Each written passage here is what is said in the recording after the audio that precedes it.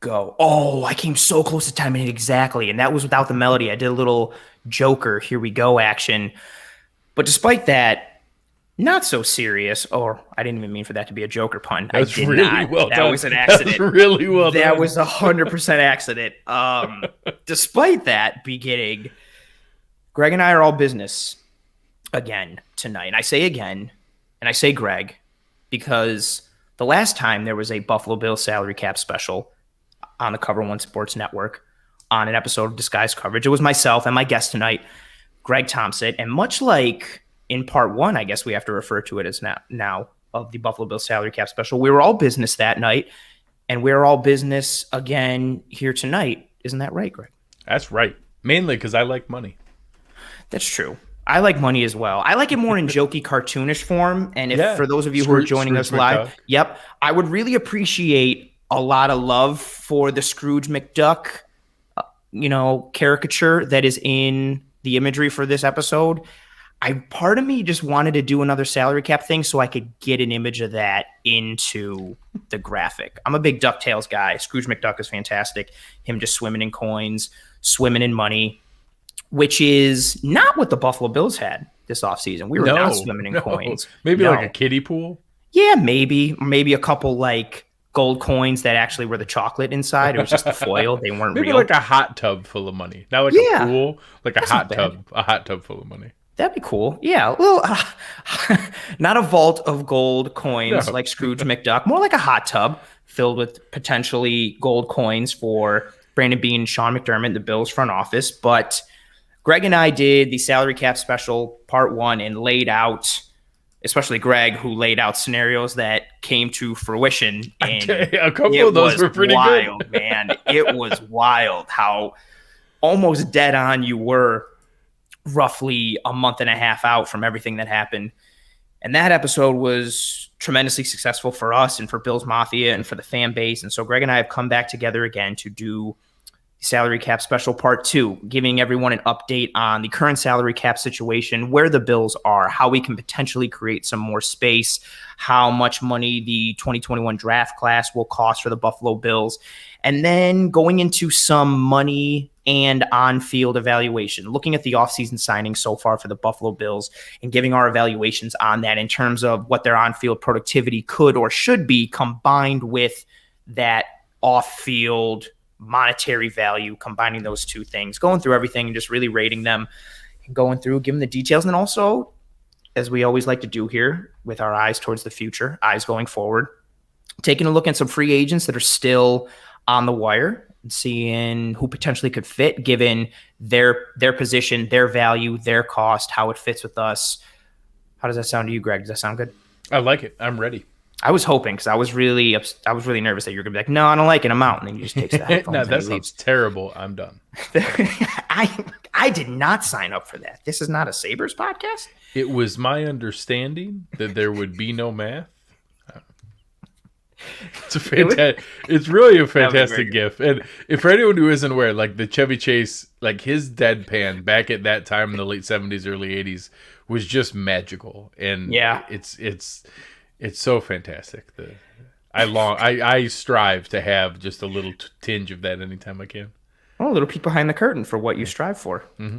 Good to know. Didn't know. Little Chevy Chase action. That deadpan capability, deadpan quality. I really wish I had some kind of like witty segue of how the word dead or pan went into this first topic, but I don't. I was literally trying to stall until I could think of one, and I just got nothing, unfortunately. It didn't come. No, it didn't come. So I'm just going to bring up the first banner. That's a lousy segue, but it is what it is.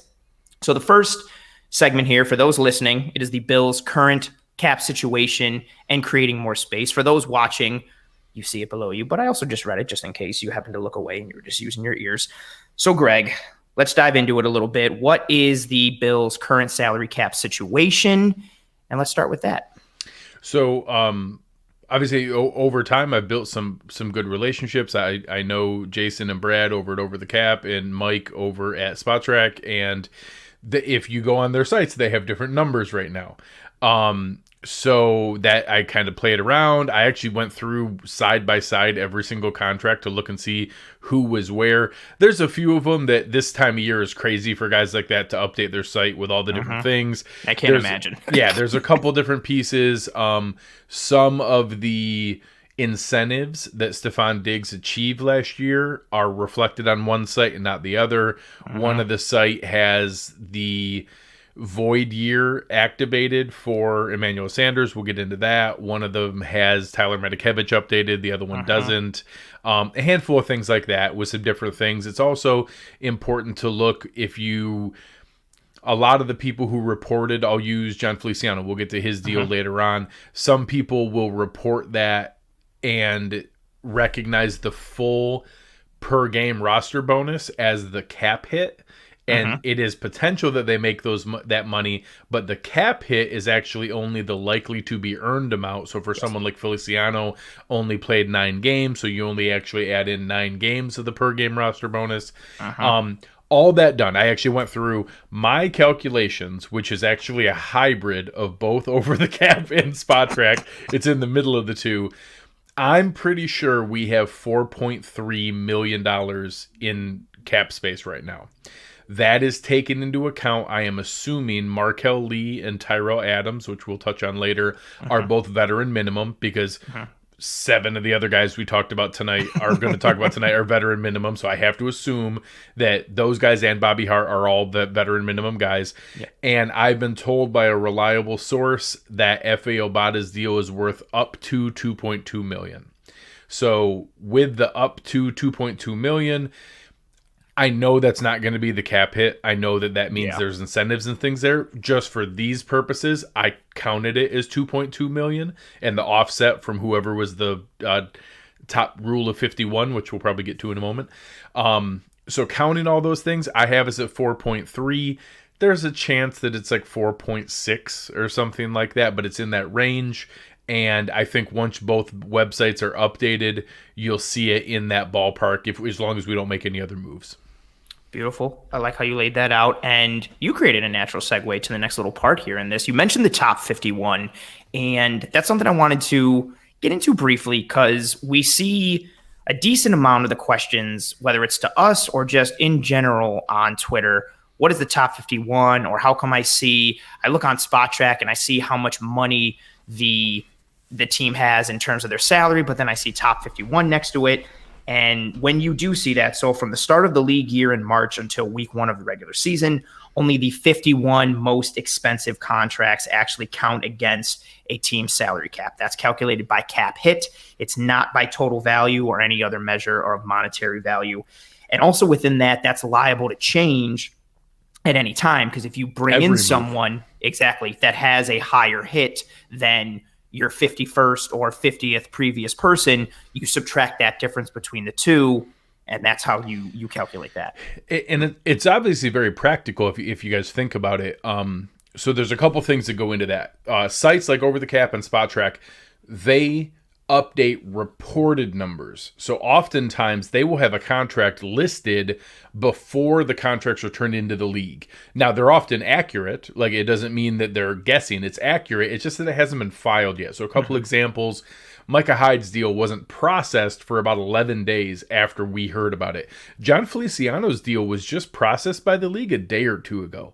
Like it wasn't officially logged until later on. Now, it was the same number that they reflected, but what happens is that doesn't happen until some other moves. So I don't think we're going to go over it tonight, but everyone knows that Tre'Davious White's deal was restructured.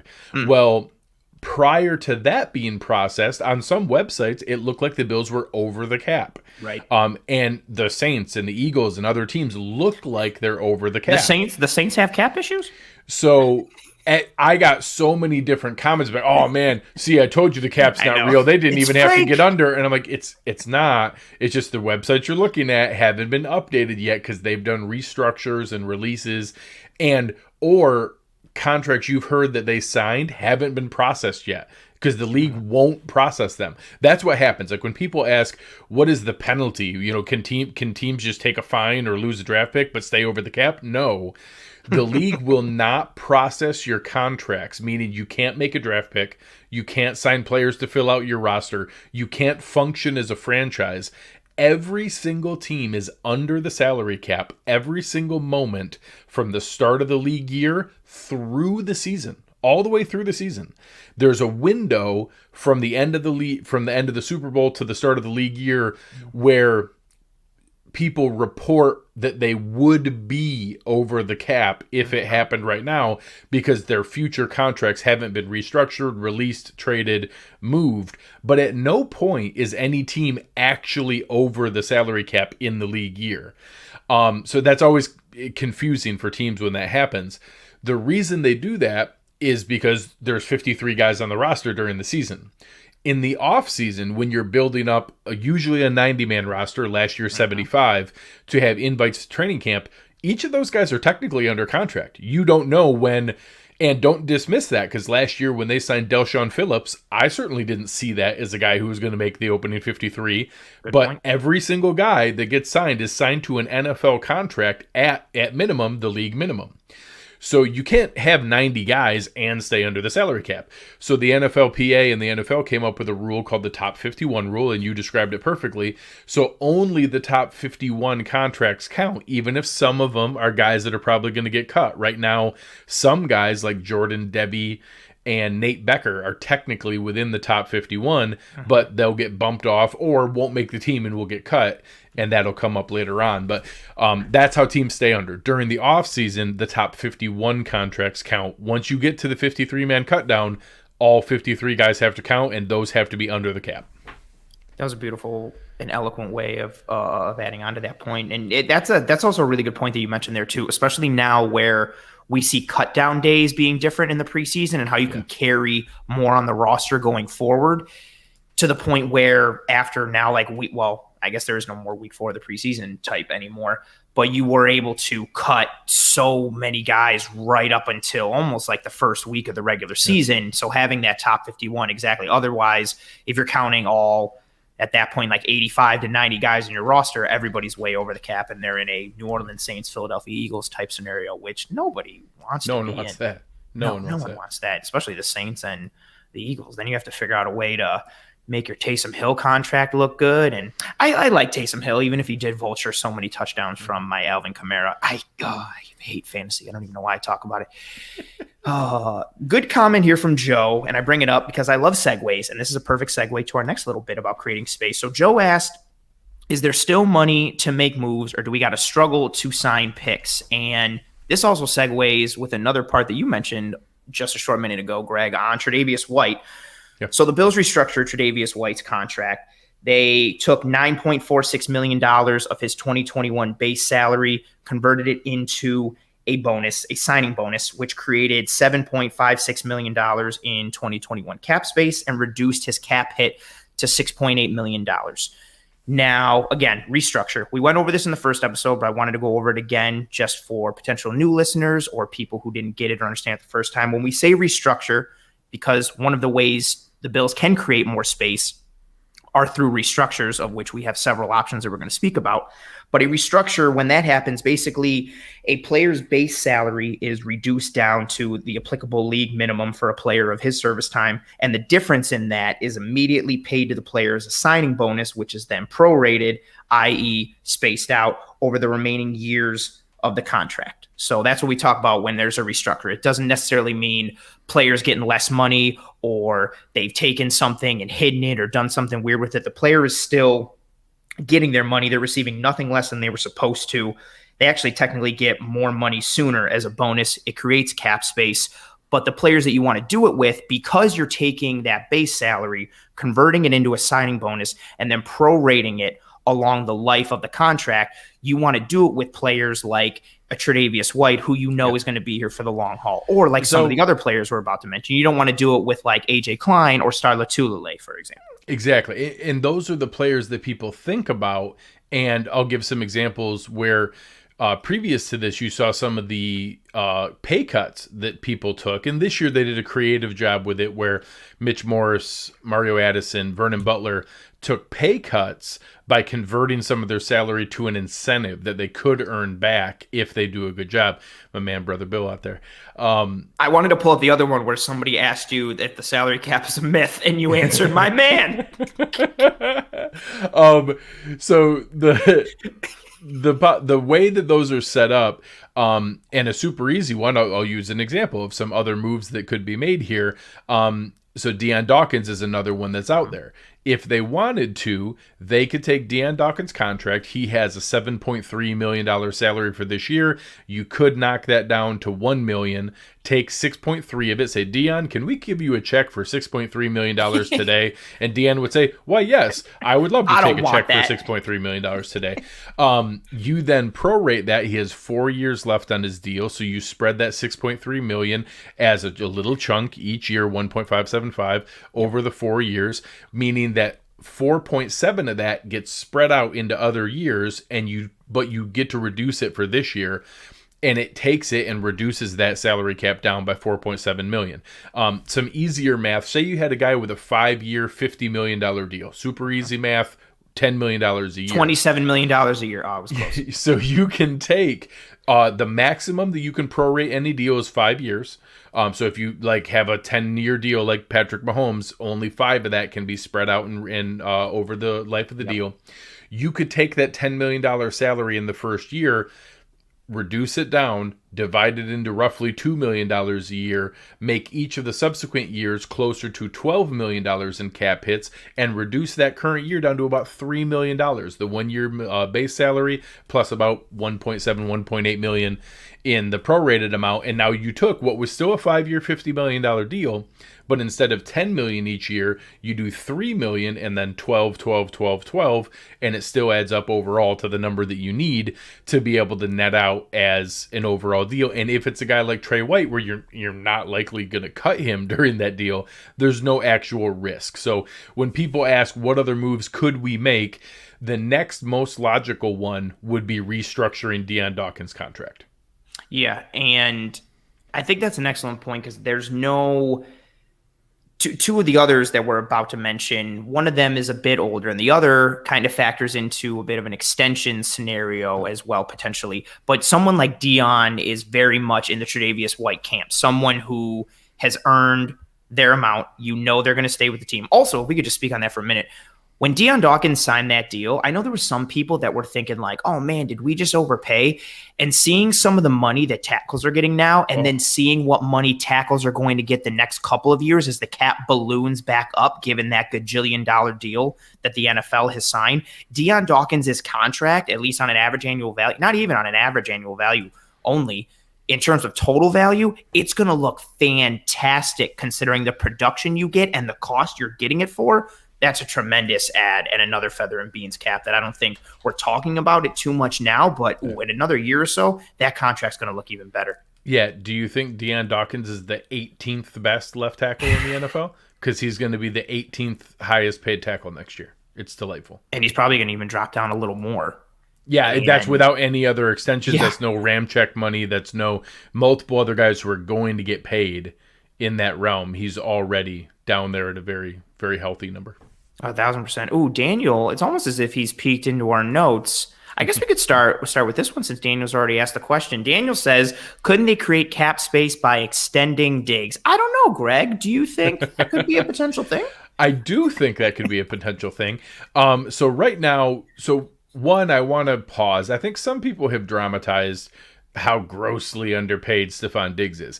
He signed a 5-year, $72 million deal. The $13 million in change, or a little bit more than that actually. Yeah.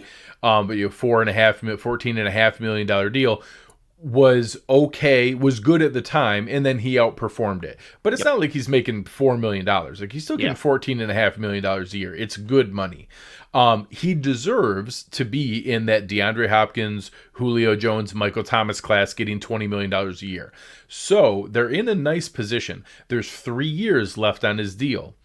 I just said that the maximum that you can prorate a signing bonus is 5 years. Well, that existing 3 years, you could give his agent the chance to wave the flag saying, hey, look, we just got a 2-year, $40 million extension, all new money. Heck, we'll guarantee a big chunk of it.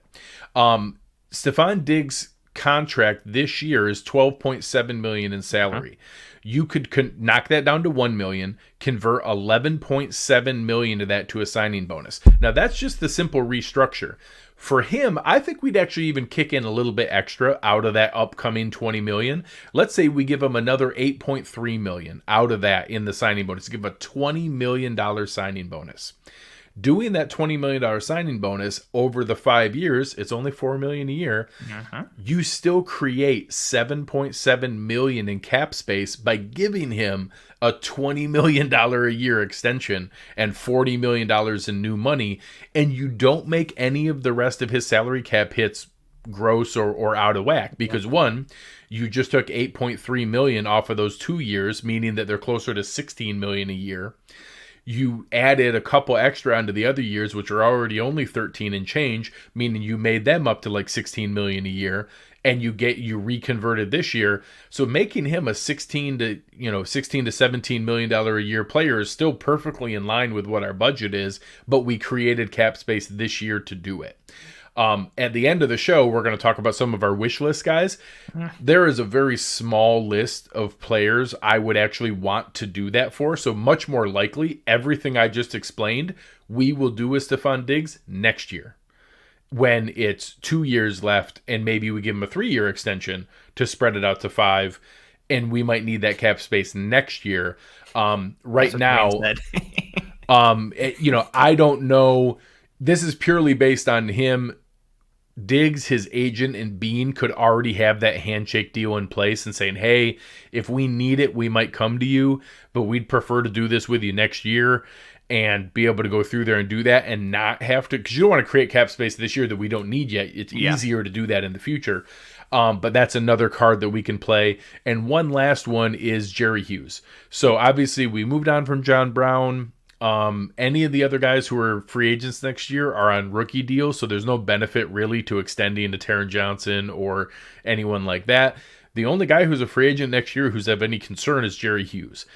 If the team decides, hey, Jerry, we're not sure that you're going to be able to, process over as a number one pass rusher, but we think you're still a rotational pass rusher for another year or two after this. We'd like to set up a team-friendly extension to do that.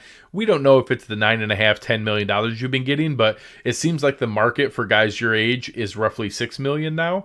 How about we give you 2 years and $12 million, but we're going to convert over some of this year's salary into a bonus. We'll cut you a check for that. You give us an extra $3 to $4 million in cap space this year. We keep you around for 2 more years at $6 million a year. Everybody's happy. You want to retire a bill. We want you to retire a bill. That's another easy one that I could see. And I'd put it in order. The most likely would be a Dion Dawkins restructure. I think the second most likely would be the Jerry Hughes extension. And then I think they'd prefer to do the Stephon Diggs next year. And then they would set it up that way. It's a beautiful way you laid that out. And I think key with that, and you mentioned it a couple times, the leverage that the players have in that scenario. So Jerry, no disrespect to Jerry, but approaching Jerry with a deal like you laid out from the Bills' perspective works for the Bills. But honestly, it works for Jerry, especially with what we built here, the culture, and then what the market is going to look like for someone of his age and production level at this point in his career. And then looking at the Stephon Diggs aspect, you mentioned this in the first salary cap episode we did, and you mentioned it a little bit here as well. The gamesmanship that is not available, but that is somewhat preferred for agents or players to be able to wave that new deal or that verbiage around and say, look at the extension, or look at the new money, or look at the highest paid this, and the verbiage that's tied into it, knowing what the deal is on the back end. There's all these creative ways to get these deals done. And when you can approach a player like that who you want here for the long haul, who should be here for the long haul, and you can do something to create the space that you need, but also give them the literal money in their pocket, but also the feather in their cap to them and their agent to be able to do that. Oh, yeah. There is a decent amount of gamesmanship there. Oh, and you already answered it in the chat. I wanted to pull. Where is that comment? I wanted to pull it up. Good sir. I'm sorry. 20 million. He's good, but I don't think so.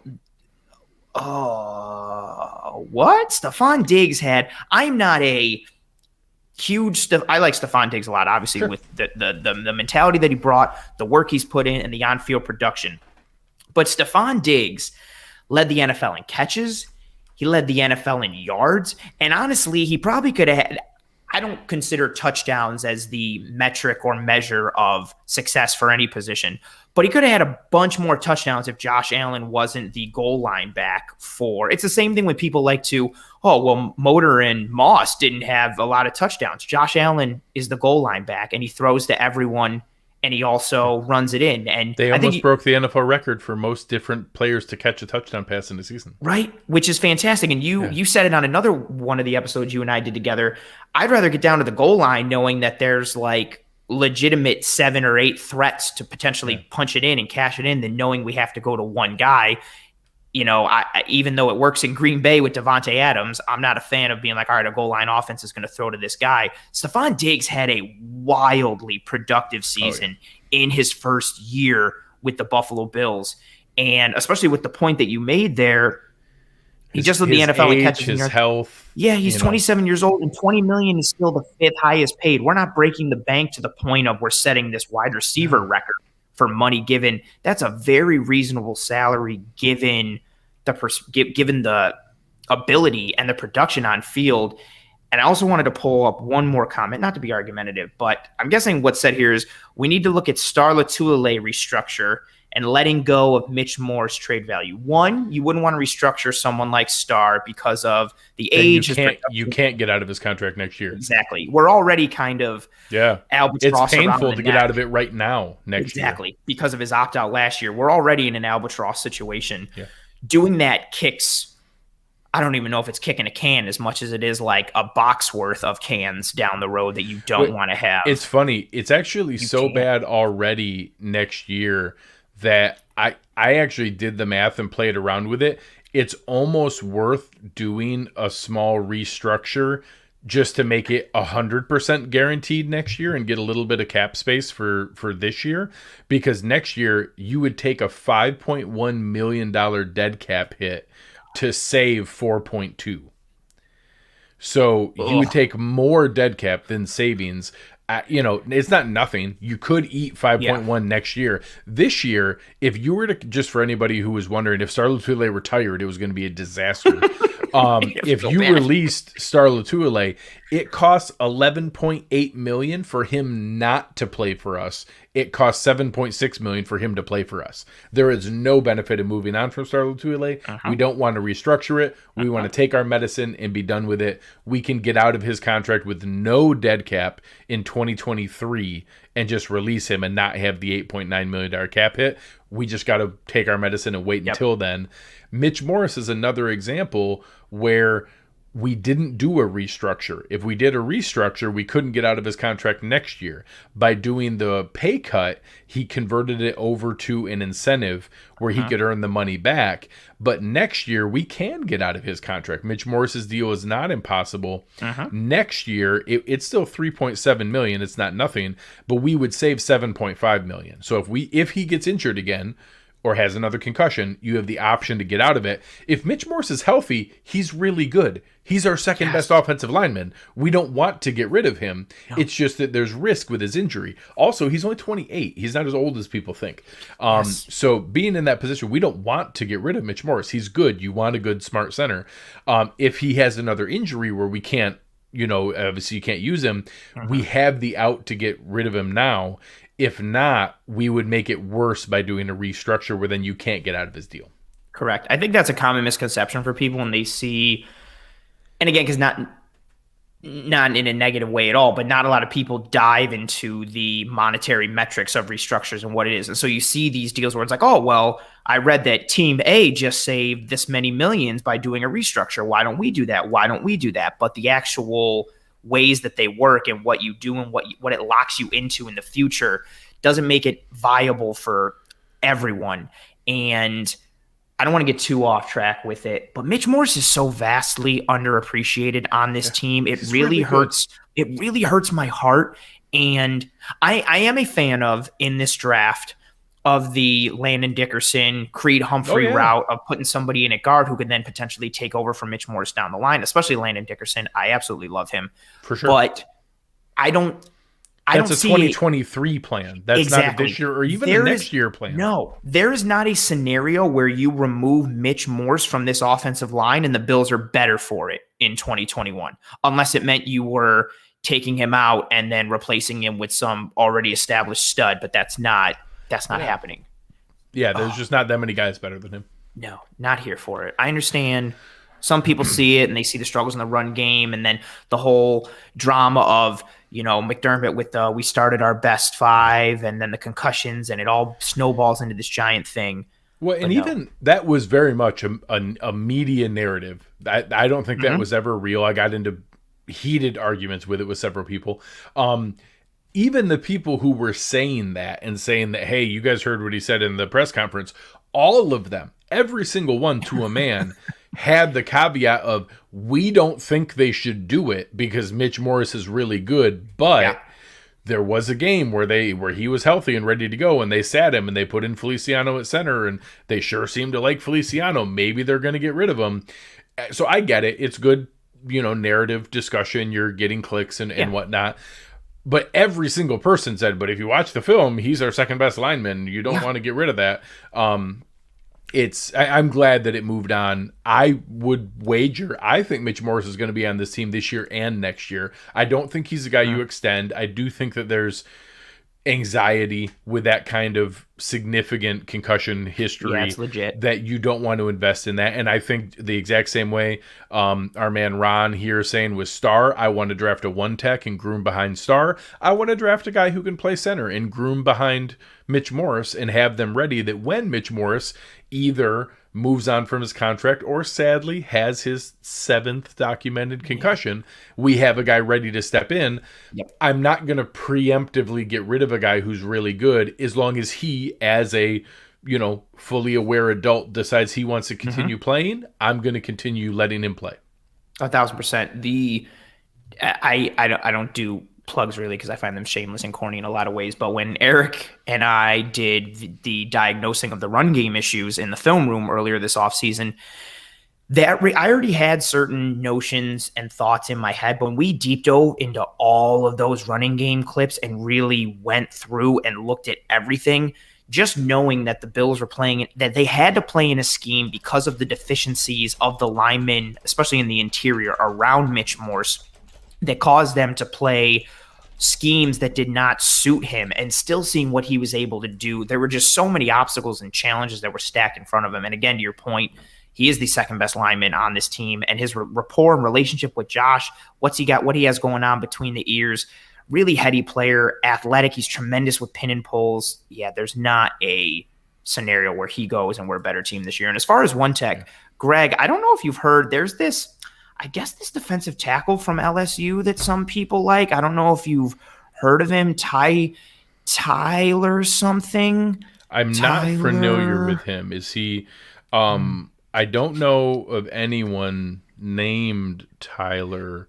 Right. I was just looking through I on occasion will be at work and people are at the water cooler and they're like, oh man, you should see my kid was playing a soccer game, and I'm like, oh, have you seen my son Tyler? Because I carry pictures of him in my wallet, and here's my son Tyler. Have you met my grown adult son? His 2019 tape is fantastic. You should watch my son. Yeah, you should watch my grown adult son Tyler.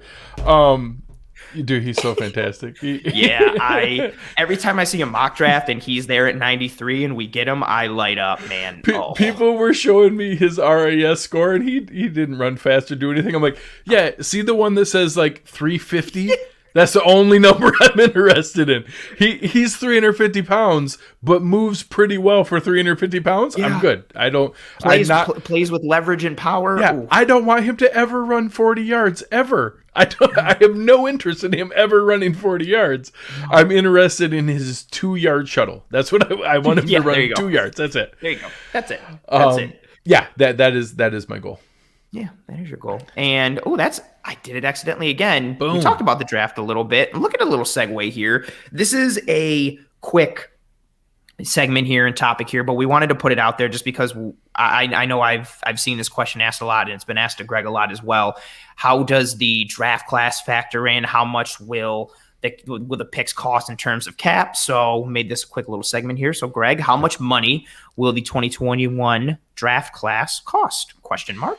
Okay, so this comes up a ton, and the way you ask the question, I'm going to answer it specifically. This draft class will cost $6.7 million. If you look at all 7 draft picks and you add them up, the total of their contract is $6.7 million, which understandably people then take and look at and say, oh man, we got to carve out another $6.7 million in cap space because we have this draft class coming. That is not the way that it works. So one, all the 5th and 6th round picks, their contracts are $734,000, $724,000, $696, $684.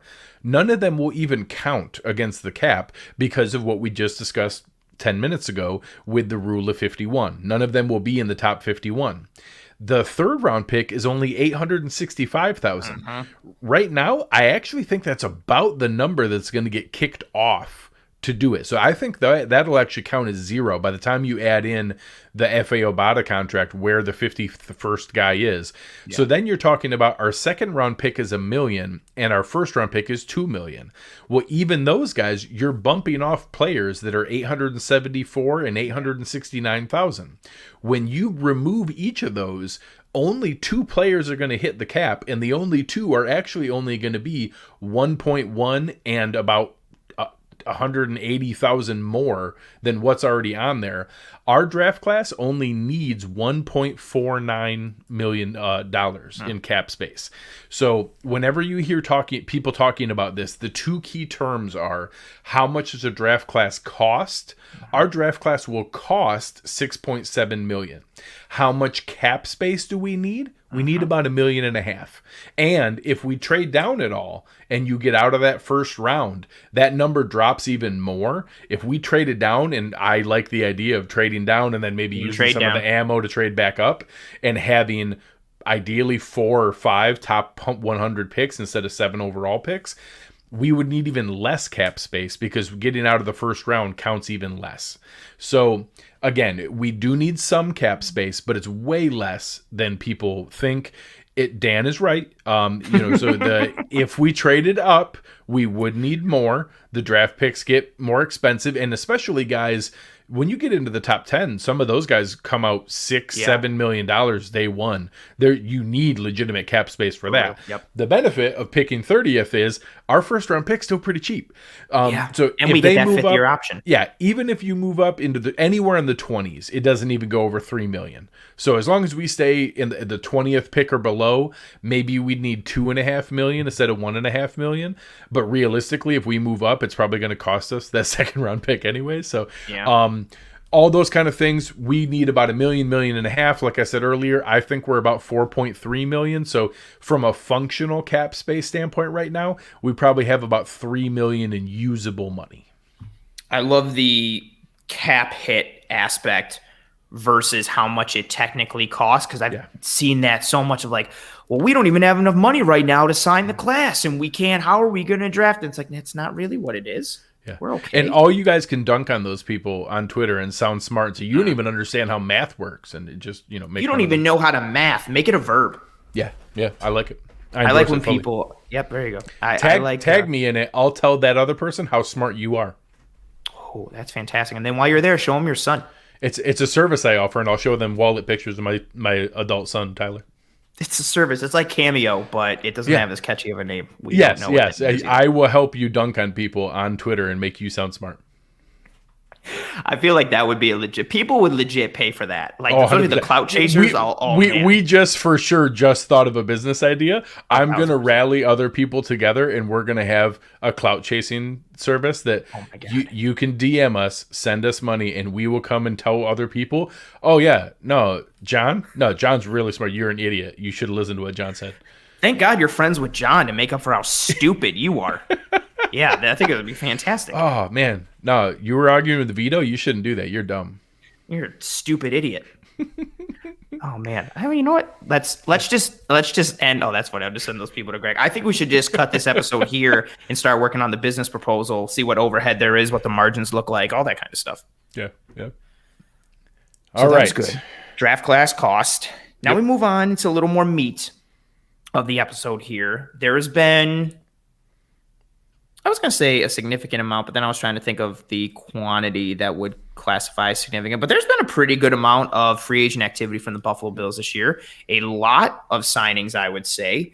And especially four re-signings and then 12 new names. We saw people coming back that we didn't think we had a chance of bringing back to Buffalo. We saw receivers say they would have come back if they were paid in candy. He was paid in candy. Did you see that? That's true. I did. A Bills fan sent candy to one Bills drive, and the Bills gave it to Isaiah McKenzie, and he posted a picture of him with the candy. I love the Bills social media account. They're crushing it lately. It's fantastic. They're crushing it. White face mask today. We didn't even talk about that. They did such a good job with the April Fool's gig. Yeah, that was really well done.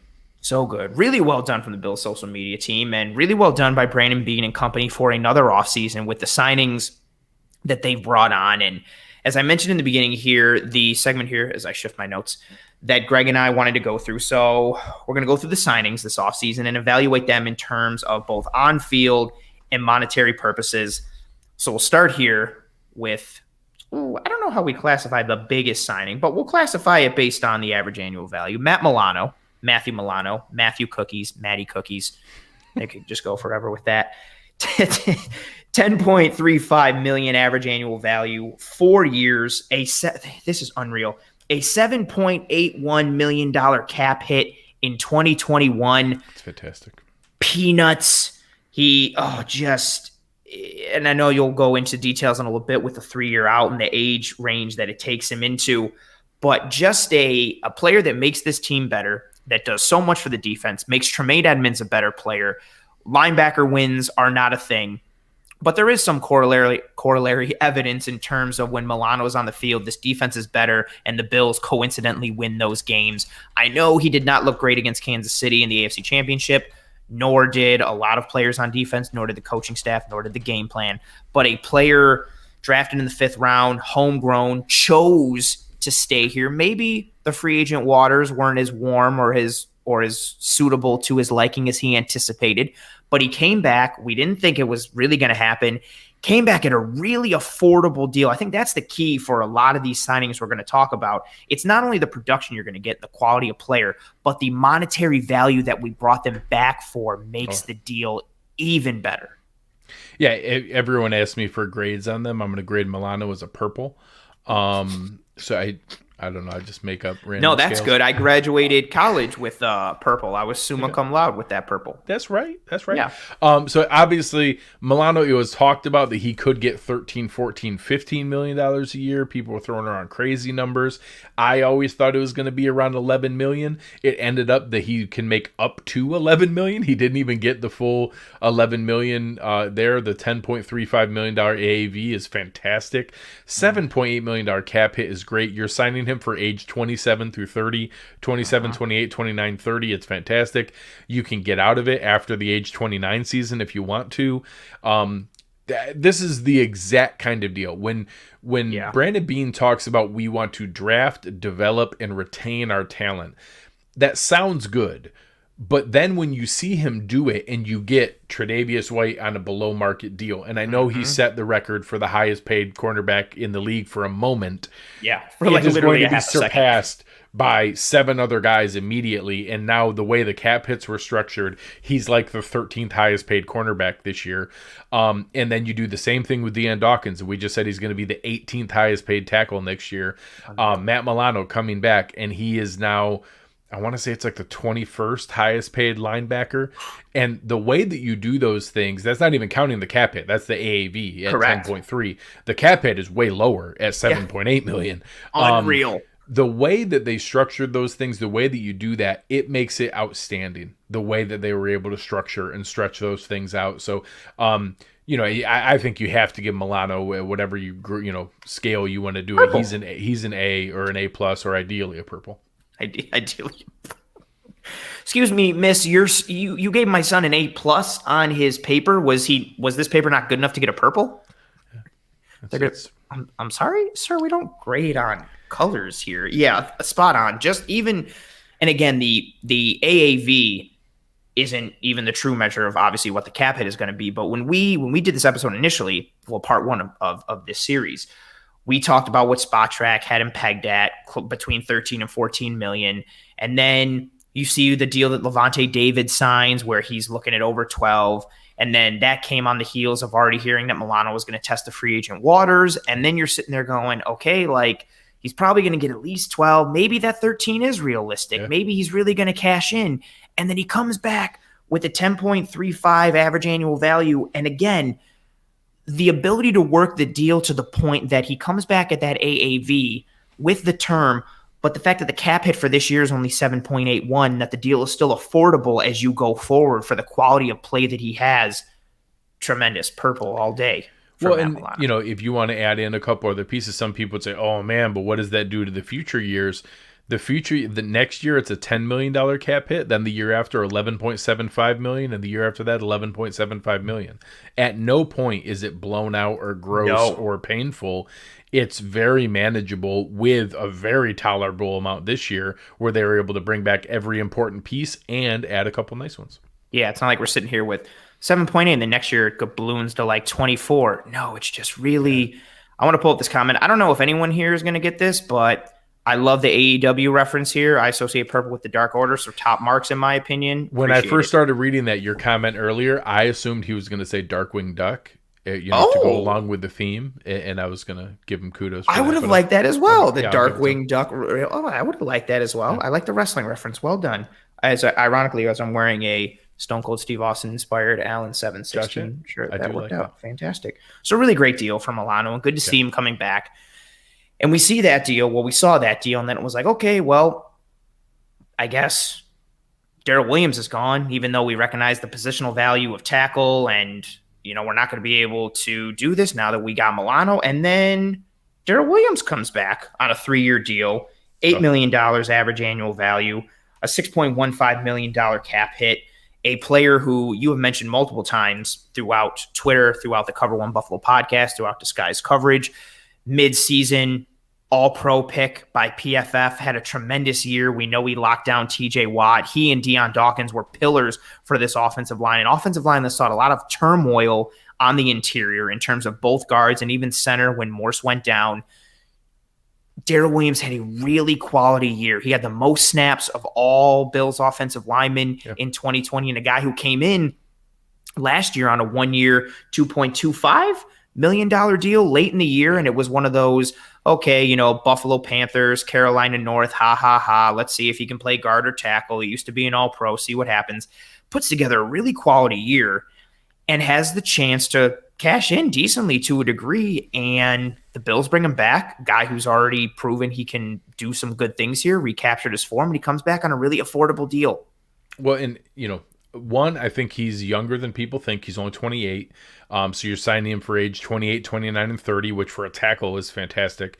I was concerned that, he had never really he was a 4th-round pick, and then he got injured in his contract year, so then he didn't make big money coming out. The Bills signed him for $2.25 million without even a guaranteed roster spot or a starting spot. Like, nobody knew he was coming in to compete. I don't think he could have been cut. I don't think a lot of people had him pegged as a starter when he signed that deal. There were people that wanted him to play guard. They were like, keep Ford at right tackle, and maybe Darrell Williams can be right guard. And then obviously they saw that he recaptured that all-pro form from 2017. He nearly was in that conversation again. I was nervous that he priced himself out of our market and that it was going to be, we saw a lot of other tackles get $12, $13, $14 million. The fact that we got Darrell Williams for less than the Jets gave George Fant is ridiculous. Unreal. Like, it's just unbelievable that they were able to structure that. Or you even think about some other deals. Like, do I think Jack Conklin is better than Darrell Williams? Maybe he's a little bit better. He's not $14 million to $8 million better. No, sir. So when you look at some of those other deals and guys that got these other contracts, it would have made sense for me to him for him to get 11, 12, $13 million and be just below that Conklin level and some of those other guys. And when he signed for $8 million a year and 6.1, or what is it for this year? 6.1 million cap hit for this year. It's outstanding. Like, the fact that he had his one chance to cash in for a big time deal, and honestly, he took less than he could have to stay with this team and to come back. I mean, it's cool when Isaiah McKenzie says he would have played for Candy and Levi Wallace says that he didn't want to entertain other offers, and those are cool things. But realistically, nobody was offering Isaiah McKenzie $5 million a year and he came back for $1 million. Darrell Williams took less money. Like, this is the best kind of value that our culture and locker room creates. This is a really exciting structure and setup. So getting Darrell Williams back, $8 million a year, the age that it's set up, you can get out of this deal after 2 years if you want to. You could technically get out of it next year. It wouldn't be terrible. If you wanted to get out next year, it's $3.6 million to save 5.3. I hope we don't want to do that. Yeah. But in the in his third year, if you want to cut $1.8 million to dead cap to save $7.1 million, pretty similar structure to where we were with like John Brown this year. So if he's still not 3 years from now, we can move on. But ideally, we just signed ourselves our starting right tackle for the next 3 years because those ages are very manageable. He'll turn 31 at the end of that final year. He'll start each season at 28, 29, and 30. That's about the best you can ask for.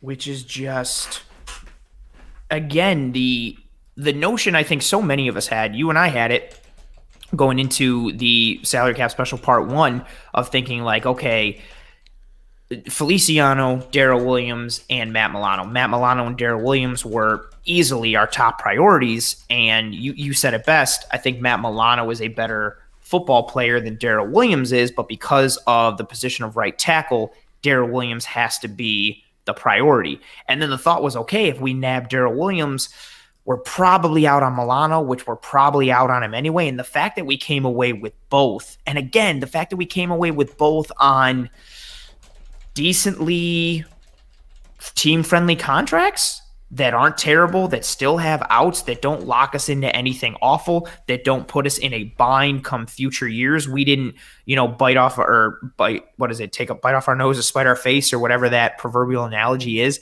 And the cap hits for this year are good for both of those guys, and going down the road in the future, we're going to be solid as well. It's just another feather in the bean cap. And then John Feliciano also comes back. This one is a little divisive, I think, for a lot of people. I think most fans saw Milano and the deal he got and thumbs up, purples all around. And then they see Darrell Williams again, thumbs up, purples all around. And then John Feliciano comes back. He comes back after solid a year. Yellow. I give you yellow. That's kind of like a neutralish color. He comes back on that 3-year deal, $4.8 million average annual value, a 3.281 cap hit. And I think for me, what gets me with the Feliciano contract, I don't mind John Feliciano. I would have preferred to have a different starting guard than John Feliciano. If we go into 2021 and John Feliciano is the starting guard, I'm not distraught. I'm not, mentally disheveled. I'm mad. I'm okay with that. I would have liked to see an upgrade, especially when I look at, say, Kevin Zeitler signing that deal with the Ravens and seeing him get that 3-year, $22.5 million deal with a 7.5 average annual value. His 2021 cap hit of $4.05 million. I immediately started comparing those two and was like, like that kind of kills me a bit. But the money we gave Feliciano for a guy who can play both guard spots and also play into some center if need be, who can fill in and can start. He's not going to be an all-pro, but I would say he's above serviceable. He's like a 5.5 to a 6.5, maybe even he can reach a 7 on a scale of 1 to 10. I don't think the money is too crazy for a guy who has that type of versatility and depth. And to be honest, I know you've said this multiple times as well, we all want to, there's so many people that are like, oh man, it'd be great if like Elijah Vera Tucker fell in the first round, or if we could get this guard and plug him in and start him. You can't predict how the draft is going to go. So you do have to hedge your bets to a degree. And that Feliciano signing, I think, is a pretty good hedging of the bets for his position, given what he brings to this team, especially off the field. And the deal isn't bad monetarily. Yeah, and I felt the same. And Zeitler was one of the guys at the top of my list. I will say, Zeitler has had a couple injury challenges, and he's signed for a lot more guaranteed with Baltimore. Although they manage the cap hit, they're pretty much tied into him for 3 years at age 32, 33, and 34. Yeah. He's got a $9.5 million cap hit 2023 and about $9 million in 2022. Yeah, so Feliciano is 3.2 this year, and even next year it'd only be 5.2, and they could move on at any point next year or the year after. There's nothing tying them there. Not bad at all. I also wanted an upgrade. I still do. I still want one in the draft. I still am interested in doing that. I like the idea of getting Nabil here talking about Quinn Miners. I'd be very open to a guy like that. And honestly, a lot of Feliciano similarities, just a younger, more athletic version of kind of playing that same mauling style. I would love that. And he's the kind of guy that I don't know that a D3 guy is ready to come in and start day one, but I love the idea of bringing him in to compete and being the long-term answer there. A guy like Elijah Vera Tucker, or there's a handful of other guys. I'm not sure if Mayfield out of Michigan is a guard or a tackle. There's a handful of guys like that I think there's a chance. I still want an interior lineman in one of those first 3 picks, whether that's, we talked about Creed Humphrey and Landon Dickerson earlier. I'm happy to have those guys there. The fact that we have, and I'll just add it in now, Ike Backer is another deal that we did where we exercised the RFA tender, $2.133 million, bringing him back. The fact that we have Feliciano, Bakker, and Ford back at guard doesn't excite me. But I will say, we scored 500 points last year and shattered every offensive record having those guys at guard. So apparently it's not that big of a detriment. I want more. I want development. Part of that development, it's possible, is that a healthy Cody Ford into his 3rd year can be better than what we've seen. That is still a possibility. And then if the other spot is Feliciano being our 5th best lineman and we draft a guy, and then Ike Bakker is the, kind of break glass in case of emergency, that's a high floor of an offensive line.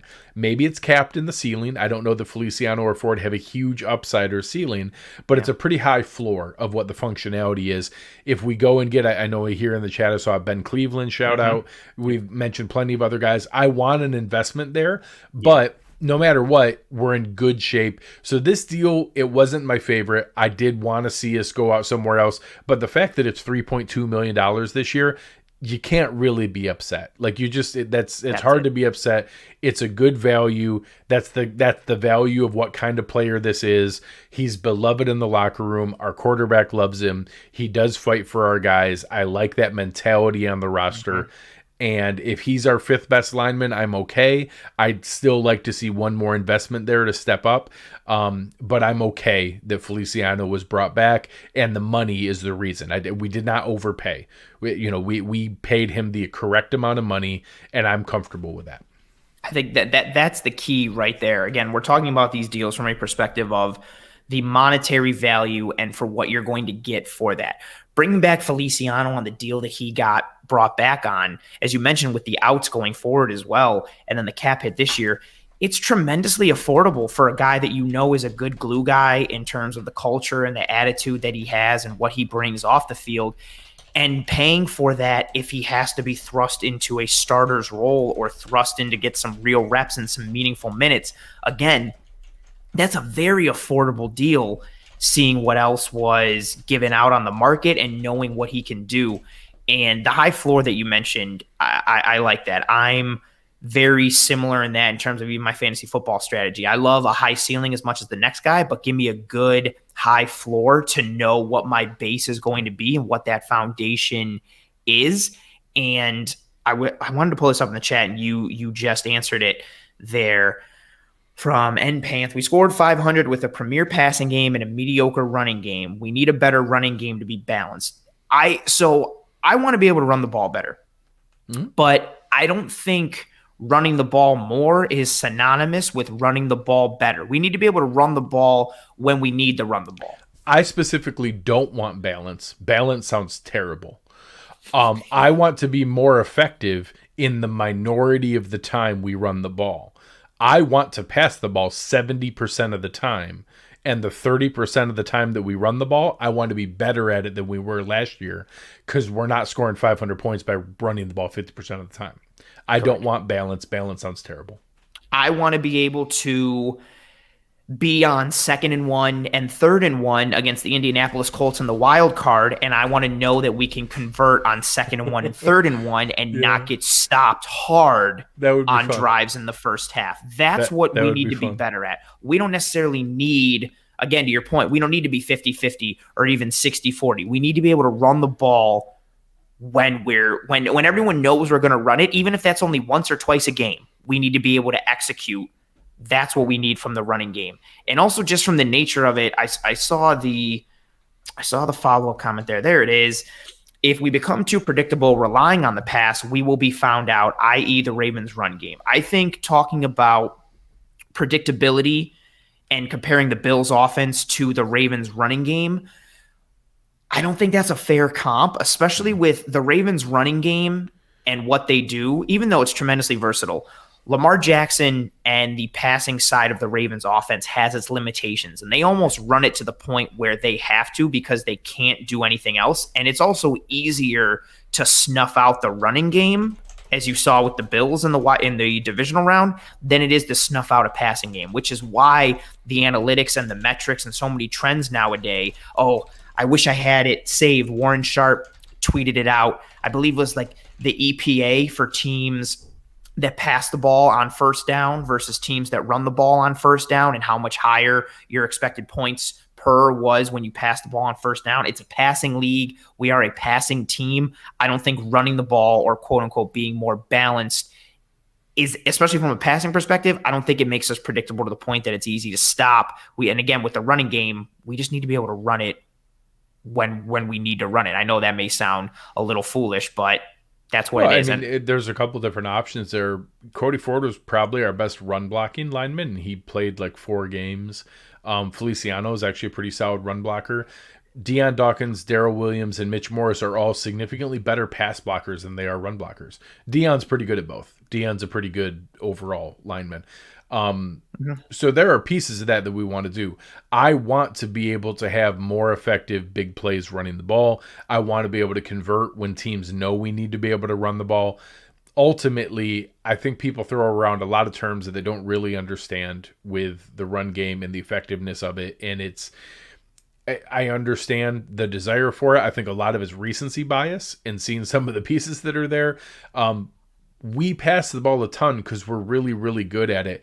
You can't figure out passing in the NFL. There's a reason that all those teams, the rules in today's NFL are set up to be able to do it. Yeah. There's no figuring out passing in the NFL today. It's why you see the same guys pass for 4,000 or 5,000 yards every year.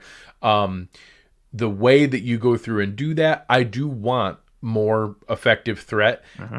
I understand. I would like more dynamic ability in the backfield. We'll talk about another guy here in a moment to be able to add to that. But I think that the way that you go about that is adding more dependability and guys who can get open. There's no game planning for guys who can get open.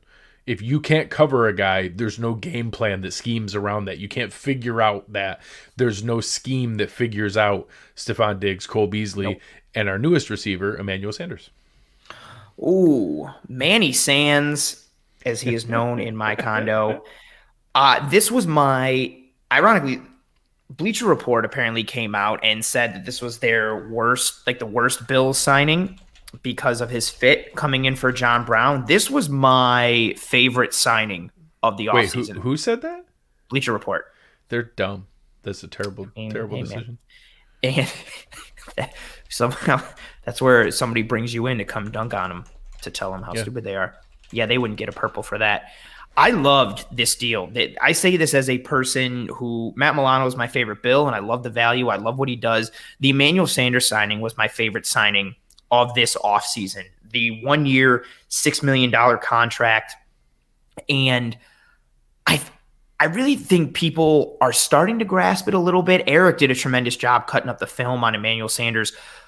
Diggs, Manny Sands, and Cole Beasley, there is not a better route running trio in the NFL than those three wide receivers. Sanders can still get vertical enough, and he separates so well underneath because of the crispness in his route running. And then with Diggs, Beasley, and Sanders, you've got three receivers who are tremendous at leveraging coverage, leveraging space, knowing what's going on, running those option routes and finding the holes in the defense and knowing whether or not to continue going over the middle or gear down and settle in between the linebackers in their drop. He's got tremendous hands. He brings a great mindset. He brings veteran leadership. He ticks so many boxes, and I loved this signing. I thought it was affordable. There's very little risk to it. I don't think he's a like-for-like replacement of John Brown. He's not smoke. He's not running a 4-3 down the field, but he offers a dynamic.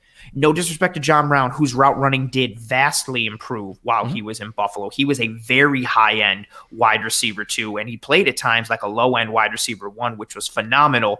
But Emmanuel Sanders takes the route running and the play diagnosing ability of the wide receiver room to another level, and this signing was fantastic.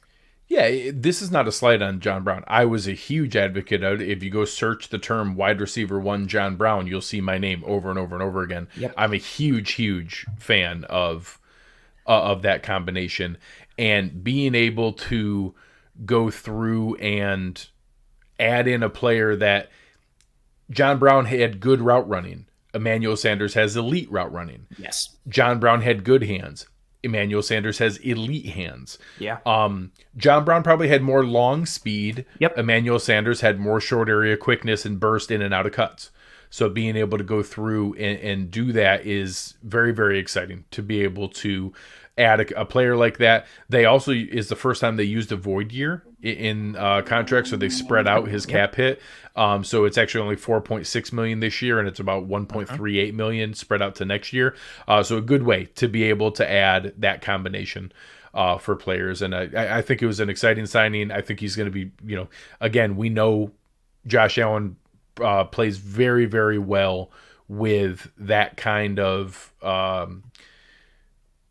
player that can flash open visually and be able to earn their routes, and he can now put those kind of guys out there that you're talking about, Stephon Diggs, Cole Beasley, Dawson Knox, Emmanuel Sanders and Gabe Davis in a 5-wide set, and he can just pick out the matchup that he wants to take advantage of. It's going to be able to be fantastic. It is going to be fantastic. And also, you may have heard me say multiple times, I am 1,000% trying to make Manny Sands a thing. So that's what we're going to call him on this show. So feel free to tweet it at me. Feel free to jump on the Manny Sands train. It sounds fun. It's fun to say. I don't think you can say Manny Sands and be grumpy about it. It's a fun thing. And he's, in all seriousness, he's going to be a tremendous player for us. Exactly to Greg's point, the skill set that he brings and the type of receiver that he is fits really well with what Josh Allen does, what this offense does. And again, we're an offense that wants to be able to be versatile in our passing game. And that's part of it too. Starting to have a wide receiver group, to bring it back to NPAN's comment earlier of you need to have balance so you don't get too predictable. Having a passing attack that is so varied and can do so many things, and being able to know that you can get a bit vertical, or the option route, which is reading the coverage in front of you and being on the same page with your quarterback. There's literally almost no defense for that. And now we've got three receivers that are really, really, really good at that. And that doesn't take into account Gabriel Davis or Dawson Knox or anyone else that is on the offense. It's a really great signing, a really great thing. Thank you, Patrick. Throwing it up, Manny Sands. And I see the comment here, stop trying to make Manny Sands happen. It's not going to happen. No, fetch will not happen. Manny Sands will happen. But I appreciate the Mean Girls reference. And I like where your head is at, but I'm going to make it happen.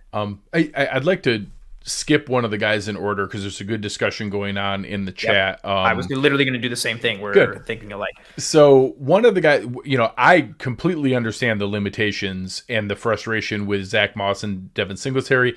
We've done, obviously the Bills care a lot about contact balance, ability to break tackles, short area quickness, vision, and both of those guys have it. You see some of the little side cuts they make, really, really solid ability to do that. So Eric had brought up the point there, wanting to see some explosion and some things like that. Some of the guys we see in the draft, even some of the higher end guys like Javonte Williams, I don't think has that. I know Jarrett Patterson, the hometown boy in UB, those are both really good running backs. They're very, very similar to Devin Singletary and Zach Moss, where they have all the other skills. They're not elite athletes. They're not elite high-end explosive athletes. The guy we signed, Matt Breida, is different. Now, Matt Breida doesn't have the contact balance, maybe not the perfect vision. Matt Breida might be the fastest running back in the NFL. Tell him the stat. Tell him the stat, the next gen stat. He ran a 4.39 coming out of Georgia Southern, and sometimes that's deceiving. Right now, every pro day that's around, you're seeing guys run 4.3s. I ran a 3.440 yesterday. Obviously. Matt Breida twice has been timed as the fastest player in the NFL on a football field. Say it again. He hit 23.2 miles per hour in 2018 and 22.9 miles per hour in 2019. Both years with the 49ers. He was the fastest player in the NFL on a football team. Faster than Tyreek Hill, faster than any other player. He hit the fastest time speed twice in 2 different years. So his 4.3940 translates to real speed on the football field. Now, he's not a bell cow back. He's not a guy you're ever going to give 20 carries in a game. But the fact that we now have a guy that you could run a toss sweep to, or that you could run wheel routes to, or that you could run, screen plays to, he actually has a really high catch percentage. The years in San Francisco, he had several years where it was like 29 catches out of 31 targets and things like that. He has some potential. His 2018 year in San Francisco, I thought we were on the midst of a breakout big time running back. Thank you so much, Ron. We really, really appreciate you. So I thought Breida was going to be fantastic in Miami last year. Yeah. The fact that they couldn't figure out how to use him is a little bit of a red flag for me. I would have thought that he would have taken advantage of that. The one game that they gave him 12 carries, he had 87 yards. It was like 7.1 yards a carry. So I don't really know what happened there or what missed there. He does not have a history of fumbles, but he did have 2 fumbles early last year and maybe got in the doghouse with Brian Flores is all I can think of. He's a guy that I've wanted for multiple seasons here. He was a restricted free agent in San Francisco. He got traded to Miami. They let him go. The fact that we got him for the veteran minimum, $915,000, we're paying him no money. He has history returning kicks. He returned a handful of kicks at Georgia Southern. He returned a handful of kicks at San Francisco. Right now, if we could have him as our RB3, you have him as your kick returner. You give him 2 or 3 carries on toss sweeps. You give him 2 or 3 targets out of the backfield. You still have Singletary and Moss, which are probably more well-rounded running backs than he is. He's the perfect guy to mix in as that third piece in a backfield. And if he develops into more than that, that's great. But he's the kind of guy for the contract. He's only 26 years old. This is a great upside signing. I'm excited to be able to have that kind of opportunity for a guy here to be able to add into this backfield and to be able to see what we have. And it could be an exciting thing for a guy that cheap, that young, with that kind of explosive ability.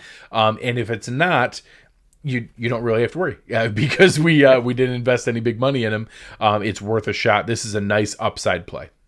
This was my second favorite signing of the offseason. The low risk is a big one, and you mentioned it there. So again, only a $915,000 cap hit, and if we somehow decided to cut him, it's only $140,000 in dead cap. So there's not even a guarantee really that he makes the roster, but I would think that he would.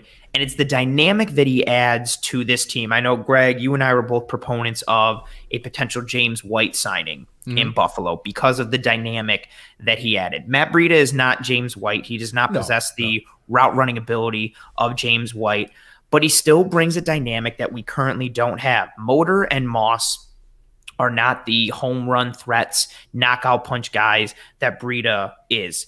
Again, that stat that you brought up, those speeds that he's reached, those fast speeds, that's legit. And again, that's another great point as well. You see a lot of guys who run so or many. prove We're contracts. going to talk about like 10 of these tonight. I'm spot on with Dwayne. I love the fact that there's so many 1 year prove it deals. Like, hey, come in and play well, and you can make more money either with us or somewhere else. Money is a huge motivator for these guys. I love all the prove it deals. I absolutely love it, Dwayne. Yeah, and when you get the guys on those deals and they add a dynamic that you don't have, it's a really fun thing. I like the Breida signing a lot. Exactly what you mentioned, seeing him hot, whether it's screens or tosses or wheel routes or just an ability to threaten the defense with a speed element. I like the idea of gassing defenses because we've been running these 8, 9, 10 play drives and teams are gassed in the third and fourth, and then you put in a guy who runs like a gazelle or a cheetah and all of a sudden it's to the house. That's a dynamic we don't have. It's an aspect that we don't have. Taylor, I know you mentioned in the comments earlier, does he dress on game day? I think to Greg's point, if Matt Breida is our RB3 and he's also doing kick return duty, I think that's an easy way to get him onto the field. Yeah, we need to be really, really careful with assuming we know they always dress this amount of this or they always dress this amount of that.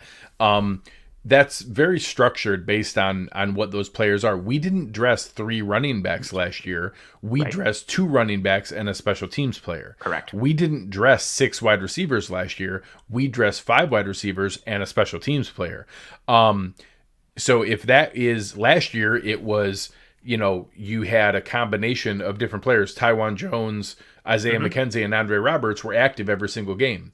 If this year that's Tywan Jones, Matt Breida, and Isaiah McKenzie, and you still have the gunner, the kick returner, and the punt returner, that's still 3 game day active spots. That's no different than having Andre Roberts because Isaiah McKenzie takes over punt return, Matt Breida takes over kick return. They're both active on game day the same way Andre Roberts was active on game day, except you can probably get a little more offensive production from McKenzie and Breida than you did McKenzie and Roberts. So there's no reason they can't make that shift, and then we just have 5 game day active receivers and 4 receivers or 4 running backs instead of 6 receivers and 3 running backs. It's still 9 skill position players. There's no real difference. No, exactly, and that's the point to really key on, is seeing that positional versatility and what else can they do in what form and how many. I think that's why, Greg, I know you were banging the drum for Cordero Patterson coming to the Bills because he takes like 3 roles in one roster spot, and it gives you so much more roster versatility to do many things. And Breida is not that skill set, but it's possible he could play that role. It's possible he could do some of those things because Cordero Patterson isn't a punt returner either. He's a kick returner and a running back and a jet sweep guy. Matt Breida can do those things too. And we still probably need Isaiah McKenzie and one other guy we'll talk about here in a bit. There's going to be competition for returner. We saw they brought in Tyler Urban for a workout as well. So they're obviously interested in that return job, making sure we have kind of a insurance layer for it. But I thought Breida, I agree. I think is your second favorite new addition. I think it totally makes sense. Yeah, solid. Adds a dynamic that we don't have, and we'll stay on track with that, with dynamics that are new to this team. And I'm going to go with kind of a sexier one, go a little out of order from our notes here, just to seeing somebody who's been mentioned in the chat here a little bit. And I know you spoke about him last night on the Cover One Buffalo podcast, F.A. Obata. Someone who Eric really went down the rabbit hole in my diagnosing. second favorite signing. Ooh, I like that from you. I'm really excited to see what he brings. Really affordable deal. I know you mentioned it earlier in the show, the 1 year up to $2.2 million. But I think the really encouraging thing, aside from the monetary value, is the monetary value combined with the seemingly positional versatility up front, and knowing that you can kick him inside and seeing how quick he's able to get to the quarterback. There's some of those snaps that Eric broke down on film where he's in the backfield in like under 2.5 seconds, and it's tremendous. And so I understand why he's your second favorite signing. So anybody who isn't aware, crazy life story. He was born in Nigeria and trafficked to the Netherlands and then trafficked again over to London and left on the streets with his sister, living on the streets, even in and out of different places. never played American football until he was 20 years old and then figured it out, but he has just so much God-given physical ability. Yeah. 6'6", 265, just that chiseled guy you want, like, first off the bus, like, looks good in a uniform. Put this guy out first. And yeah, seriously, 29 years old, but a young 29 from a football and health standpoint. Last year had really impressive numbers. So he's in the same international pathways program as Christian Wade. He's actually the only player that's ever made it out of the international pathways program onto a roster. So I know a lot of people kind of hope Christian Wade has that shot this year. The conversation we had about Breida and McKenzie as a returner, he's in that battle. That's his roster spot to make it. If he can beat those guys out as the kick returner, that's Christian Wade's path to a roster spot. I think he's got an uphill climb right now. But right now, no other player besides Efe Obada has made it out of the International Pathways program. When Obada did, he did that in a rotational pass rush role, but in a limited amount of snaps, only 281 pass rush snaps, he had 29 pressures. That's a great rate. Anytime you have over 10, over one pressure every 10 snaps, that's excellent. 5.5 sacks, which would have led the Bills last year in sacks, and did it in a very dynamic way, outside and inside, being able to create pressure from the inside when he's not a good run defender. So that it's not going to be his role. He doesn't have the nuance, knowing and being able to recognize and set the edge. He doesn't recognize down blocks coming at him. Eric did a great job showing that. He's not good at run defense. He's a great situational pass rusher. So some people see, oh my gosh, look at what he did. I think Eric did a good job here. 39% of snaps. He's only going to be a 40% snap guy because you don't want him on the field for those other, could be run, could be pass, because they'll run right at him. But when we know it's a passing down, he's killer. And the fact that he can rotate and he can play any of the four spots across the front in a pass rush down, he's super valuable. So last year, when Starr opted out, we didn't get to use Quentin Jefferson in the way we thought we were going to. We're now going to get to use Efe Obada in the way that we thought we were going to get to use Quentin Jefferson. He's going to play all over the place, and he's going to be able to give Addison or Hughes a breather. He can be on there with Epinesa. He can be on there with next to Ed Oliver. And you're telling me we have a chance to have Jerry Hughes, Efe Obada, Ed Oliver, and AJ Epinesa just collapsing the pocket? I think there's a lot of excitement to be able to have from that, and I think there's a lot of potential for $2.2 million. I am all about it. Yeah. Oh, and Dwayne with a comment there, dynamic equals purple.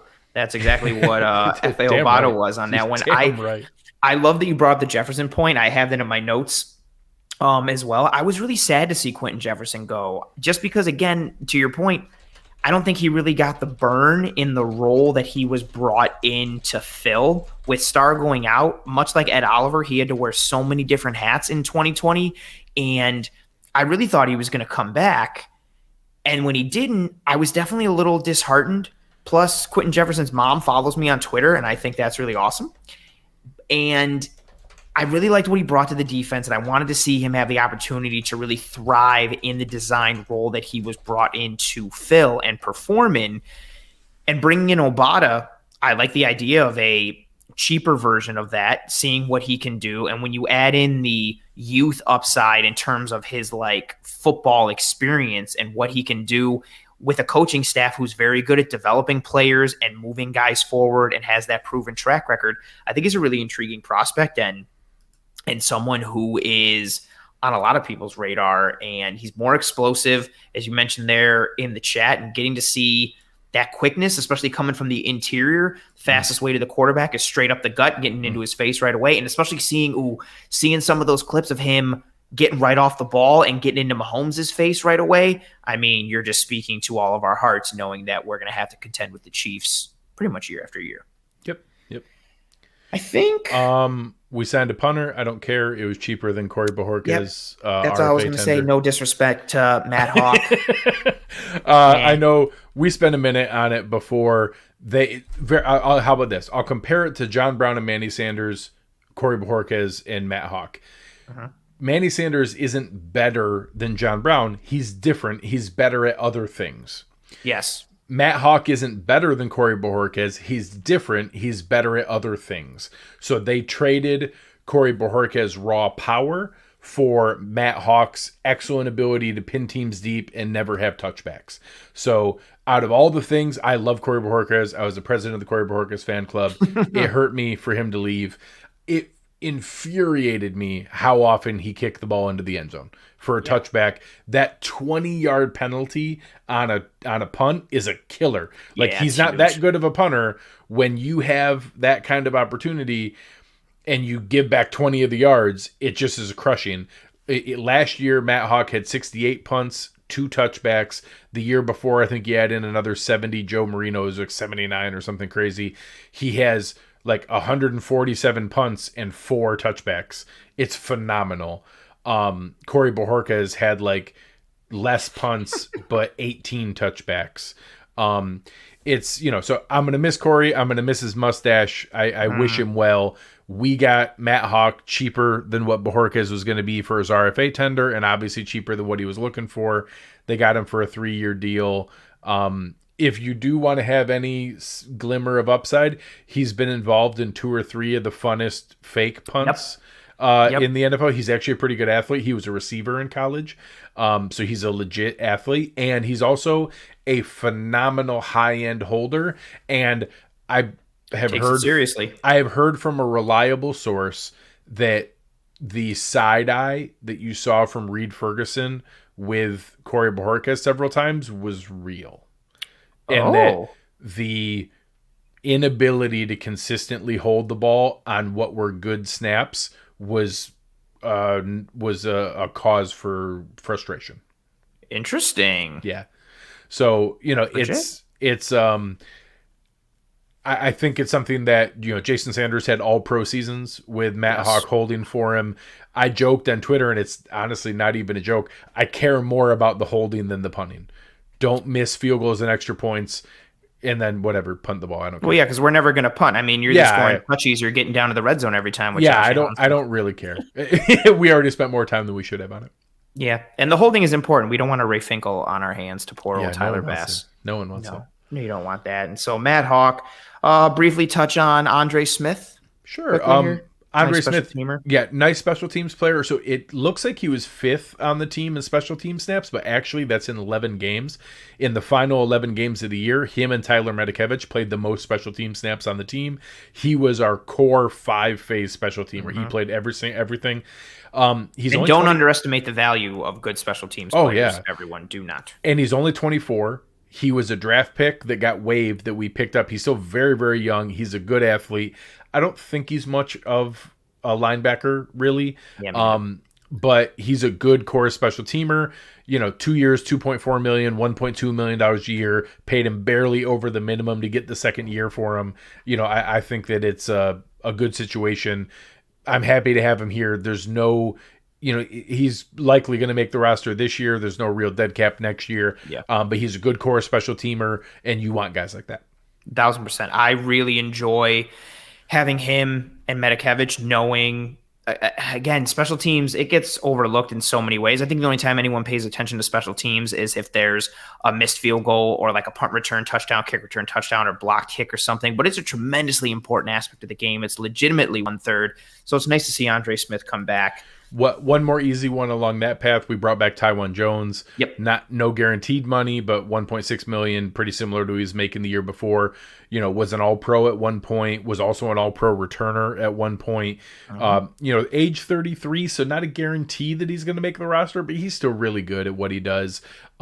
He's a guy that I think somebody asked earlier, the Bills do not have a lot of guys that finances are going to play a factor in whether they make the roster or not. We just don't have any, like last year it should have been Trent Murphy, should have been maybe Brian Winters, some guys like that. We don't have any guys like that this year that have like big salary, no dead cap, and maybe the money's the reason they don't make it.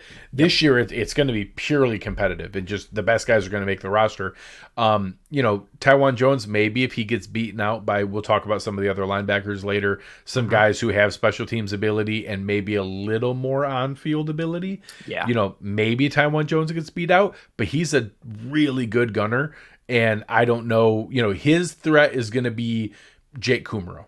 If Jake Kummerow can be the gunner and be 95% of the gunner Taiwan Jones is, but Jake Kumerow has slightly more offensive skill value on the field, and he's, a little bit less money. Maybe that's the tiebreaker. My guess is Taiwan Jones makes a team this year.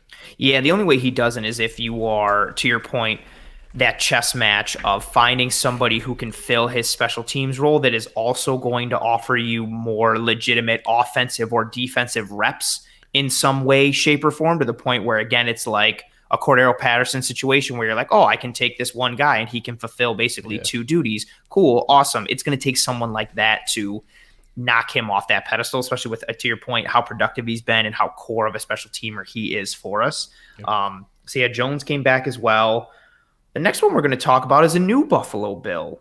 Decently, I wouldn't say shocking, but Mitchell Trubisky brought in to be back for quarterback. Yeah, it was a surprise. Started a playoff game against the New Orleans Saints. Actually had a really beautiful, I forget who dropped it. He had that gorgeous pass on the trick play against the Saints, and dude let it go right through his hands. I think it was the same dude who got into the fight earlier that year against the Saints.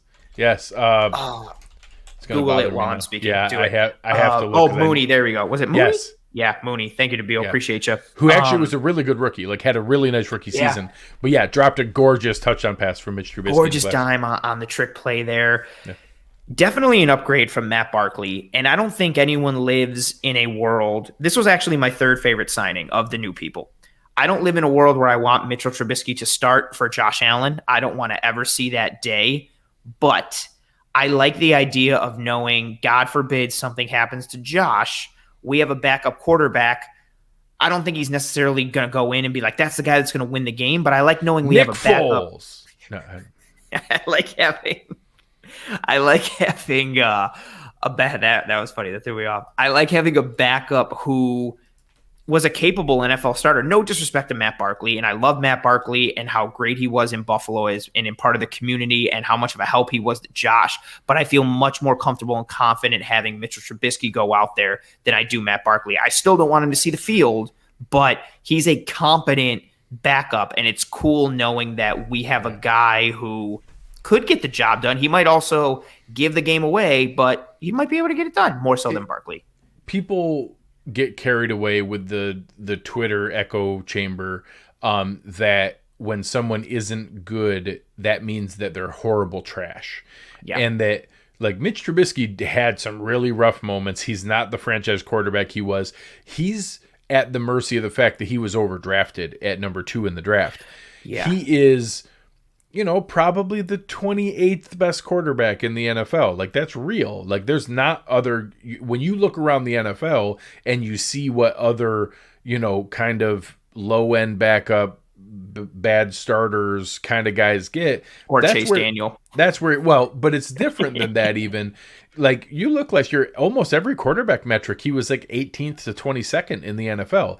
Not everyone can do that. Specifically, Matt Barkley couldn't do that. If Matt Barkley started all those games for Chicago last year, he would have been significantly worse than Mitch Trubisky was. Mitch Trubisky is an upgrade on that. Now, that doesn't mean he's on the par of Josh Allen, because he's not, and that's what was proven out in Chicago. He's not a franchise starting quarterback. Right. What he is, and again, I referenced our friend Joe Marino before, he's made the great point that people think about quarterback injuries like they're always season ending. The vast majority of them are not. The vast majority of them are Drew Brees going out for 5 games and needing Teddy Bridgewater to come in, and Patrick Mahomes going out for 4 games and needing Chad Henne to keep the ship afloat, and guys like that where you just need somebody to step in. And when you're in a tight race for home field advantage, for the number 1 seed, for winning the division, Josh Allen's reckless style of play, I don't think he's going to be out for the season. But if you're telling me one of these coming up years he misses a 4-game stretch, yeah, that's probably going to happen at some point. I hope we have someone like a Trubisky that can get us 2-2, that could get us 3-1. Because when you surround him with the kind of talent that the Bills have, he can be functional. We have a better team than Chicago does. We have better weapons than Chicago did. We can make him look better than what he was there. And when you only need him to step in for a couple games, games, and he does have some athleticism. He can run with the ball. I think they can put him in a position like that. And then, honestly, I hope we turn this into a rotating backup quarterback factory that rebuilds people's reputation and then gets them a contract next year, and then we start getting comp picks. Because if Mitch Trubisky, if say we're, already have the division locked up and he gets to start week 17 and week 18 to be able to salt away the season and he looks good, and then somebody gives him the Andy Dalton $12 million deal, boom, that's a third-round comp pick, and I will take that. And then we'll keep doing that year after year, and someday it'll be Sam Darnold, and then someday it'll be, another Tom Brady. Someday it'll be some other guy who didn't get in the right spot in the draft and had to go somewhere else, and we will be the place that people rebuild their reputations and come to be their best selves, as Sean McDermott would say. And I'll take it every single time. Oh, I think someone fact checked. Was it Javon Wims who dropped it? He said, "Don't slander Mooney." It is. Sorry. No, Roman, great call. Bro. Now that you said that, it's 100% accurate. It was for sure Javon Wims.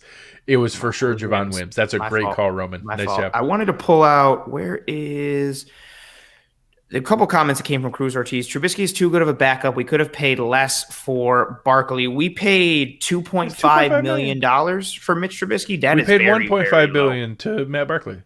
I'll give $1 million. The extra $1 million, I'll take that. That's fine. I'll take that. Yeah, we did not pay a significant. Here, how about this? Jacoby Brissett went for $7.5 million. Tyrod Taylor went for $12 million. Andy Dalton went for $10 million. Ryan Fitzpatrick went for $10 million. Cam Newton went for up to $14 million. Mitch Trubisky for $2.5 million is pretty good.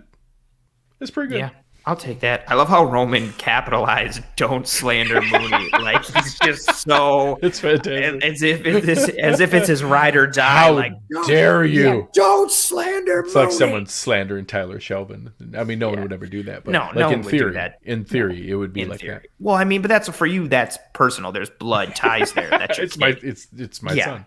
Like, that's your guy.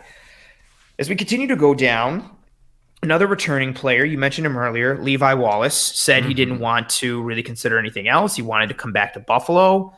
Good signing. I'm very corner as of right now, and we'll get into this a bit down the road here when we talk about free agents we still have our eye on. Corner is my position of need going forward. I don't think, especially with adding Obata, I don't think that means we're done on the free agent defensive line market. I think it reduces our likelihood of bringing in another person.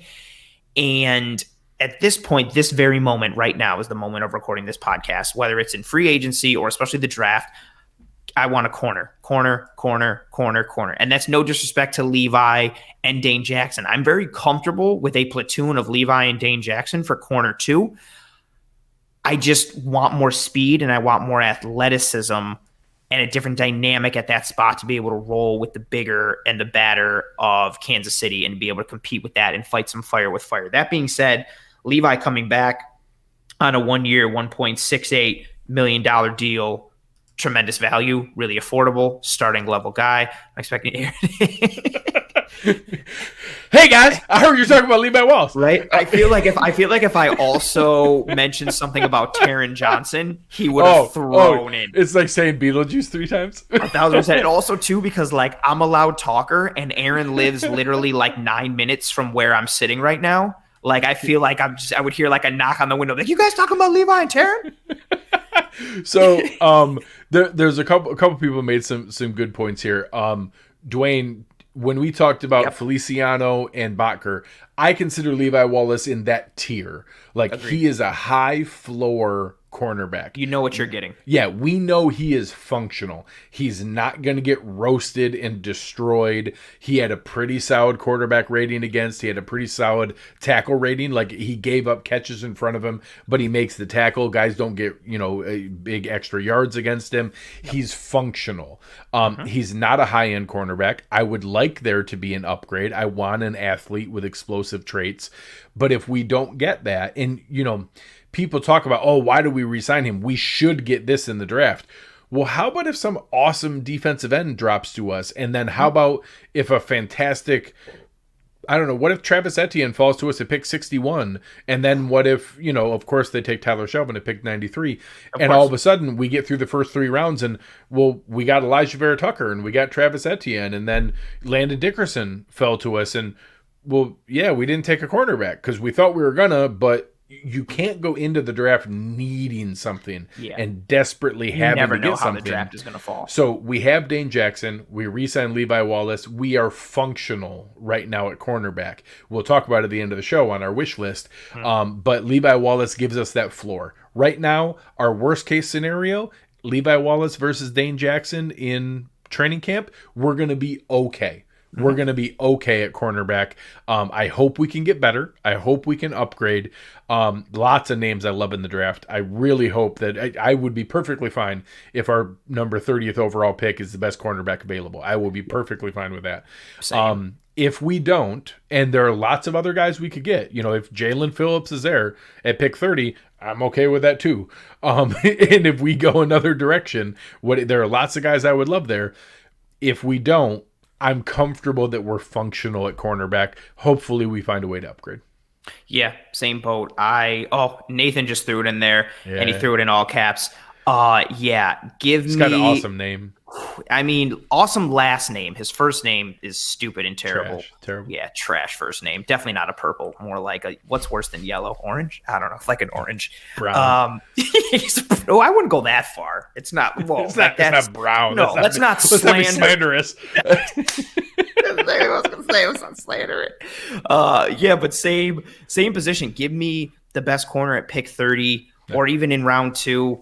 One of the first 3 picks. One of the first, day 1 or day 2. Yep. I want a pass rusher, an interior lineman, and a cornerback. I don't care what order. Yep, those are the 3 things I want. Give me those things. That's exactly what I want. And exactly to your point, you don't know. Something wild could happen, and I doubt it. Maybe you and I both tweeted about it today. Maybe there's some scenario where Elijah Vera Tucker falls to 30, and you're like, okay, we're taking Elijah Vera Tucker at pick 30. Or hey, we just took a guard in the first round. Boom. Or they decide that Tevin Jenkins fell, and that's too much value, and they're going to take him. Like we know their value model and philosophy and how it works. And if there's value there, they might take it. I see the comments there too for Melifonwu. Yeah, Fedi Melifonwu. Yep. His size, his length, his play style, it fits. He's I even like him more because I think he has a path to reps in the first year. We talk about that big nickel role, some of those other things. He has flexibility where he can get on the field where it doesn't have to just be cornerback 2. I think that's exciting as well. Oh, I like this comment from Patrick. I'll let you answer first here, Greg. I think it's a very good question. What's more important for you, guard or corner 2? So, oh boy, I'm going to say guard because I don't think we have 1+ guard at all. I think we have 3 acceptable guards. We don't have a plus on either side, right or left guard. With having Trey, and then we have 2 guys competing for 1 spot, I think Taron Johnson is a above average nickel. Trey is obviously an elite cornerback 1. The fact that all the rest of our secondary is so strong, it's more functional there, whereas there's 2 spots at guard, and all of a sudden inserting a guy. So let's say we get really lucky. So Caleb Farley is a phenomenal player that because of some health risks could fall. Crazy. I think Elijah Vera Tucker, both those guys should be top 15 picks and not even available.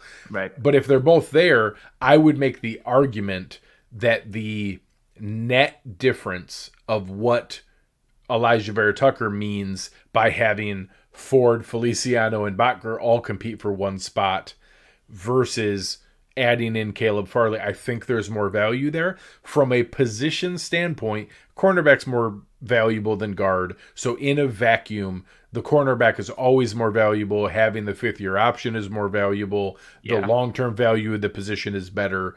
It's easy to just head-to-head, I'd take Caleb Farley because the cornerback's the more valuable spot. For the Bills, what's more important? I think that we need a guard more than we need a cornerback too. I'm very, very greedy. I want both. Give me both. Put Vera Tucker at guard and then have him Iron Man at double duty out at corner 2. Well, but you talk about So here's a different way to look at it. I actually think the depth at cornerback and interior linemen are both really good, and there's a very good chance we get a good player at 61 at one of those two spots. Yeah, I think that's a key way to preface it too. I think we could honestly address in this draft corner, edge, and interior offensive line. I think we can legitimately address all three of those positions in the first 3 rounds. And if we don't, it's because some elite talent like, again, maybe Travis Etienne falls to 61 or some top level guy fell and they're just like, this value is too good to pass up. Yeah, we can't. I'm torn on it. I recognize your position 1,000%. Like I feel more comfortable having Levi and Dane platooning at corner 2 versus Feliciano and Ford. Nice. Ford and Feliciano starting at guard. Because again, to your point, we don't have like a plus player on the interior at the guard spot like we do at corner. I think I'm going to go corner 2, though, for this, knowing that we could have somebody, again, because of the positional versatility of Hyde and Poyer, and no pun intended, because of their ability to disguise coverage for the Buffalo Bills, combined with Trey, if we can take someone at corner 2 who offers more coverage versatility, allows us to change some things up, maybe play a little man, who has more speed, more athleticism, and if you're giving me the Bills offense is exactly as it was last year, which could technically be a thing with Feliciano back at right guard, knowing that you're getting that, I will take that if I can also upgrade the defense and make the defense better on top of it. But to your point, if you told me like, no, that's terrible, guard should be more important, I completely understand. Yeah. Like I'm fine with that. Well, now I will say I do have a pretty significant tier, there. I think those are by far the 2 biggest needs. Now, I'd like a pass rusher. I'd like a one-tech defensive tackle. I'd like a tight end. I understand why people want a dynamic running back. I get all those other positions. I want a big nickel player. I think we need a guard and a cornerback more than any other spot. Yeah, I would second that as well. And I know Dwayne asked the question there, what's more important, a guard, corner, or a linebacker that can man up on a tight end?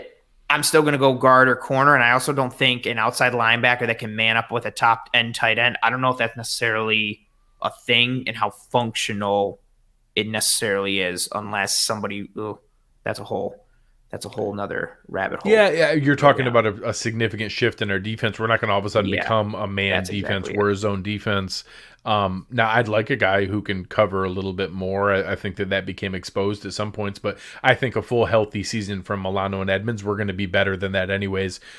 People get tied up. We were bad against the tight end last year. We were also number 1 in the NFL in 2018 and number 2 in the NFL in 2019 when Milano and Edmonds were healthy those 2 years. So, maybe some of it is we played a, murderer's row of every great tight end in the NFL.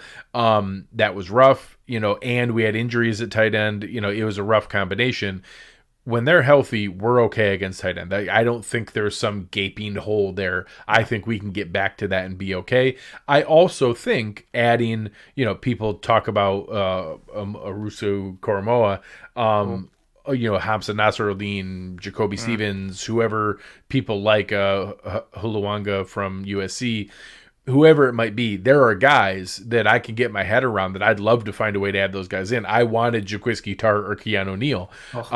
So I still want players like that, but I do think that it's not as high of a need as cornerback 2 or guard.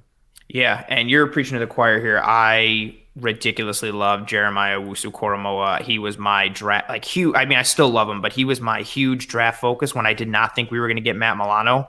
He was my dream fall. I'm on that same boat. I love big nickel / thick dime and the versatility that it's the same in talking about 12 personnel and the offensive versatility. I don't necessarily think we need to run this personnel and this formation on defense all the time, but I want to have the ability to run whatever we need to match up with whoever we're playing against. And so if you give me a person that is a Swiss Army knife and allows us to continue to function in multiple capacities against multiple schemes and multiple styles on offense, I'll take that every single day. So now, speaking of that, what position do we have the weakest depth? I think it's tight end, and I don't think it's all quarterback because we don't have one. I'd agree. I would agree with that with tight end. Yeah, because at least at cornerback we have Trey. At least at guard, there's 3 of them that are all functional or above. We have 2 backup tight ends right now. That's about it. I don't think we have a tight end 1. We have an athletic guy who has potential but hasn't put it together. We have a versatile guy who's been a backup in other spots. We don't have a tight end 1. We have 2 tight end 2s and then nobody else. So I think tight end's our weakest position. I just don't care all that much.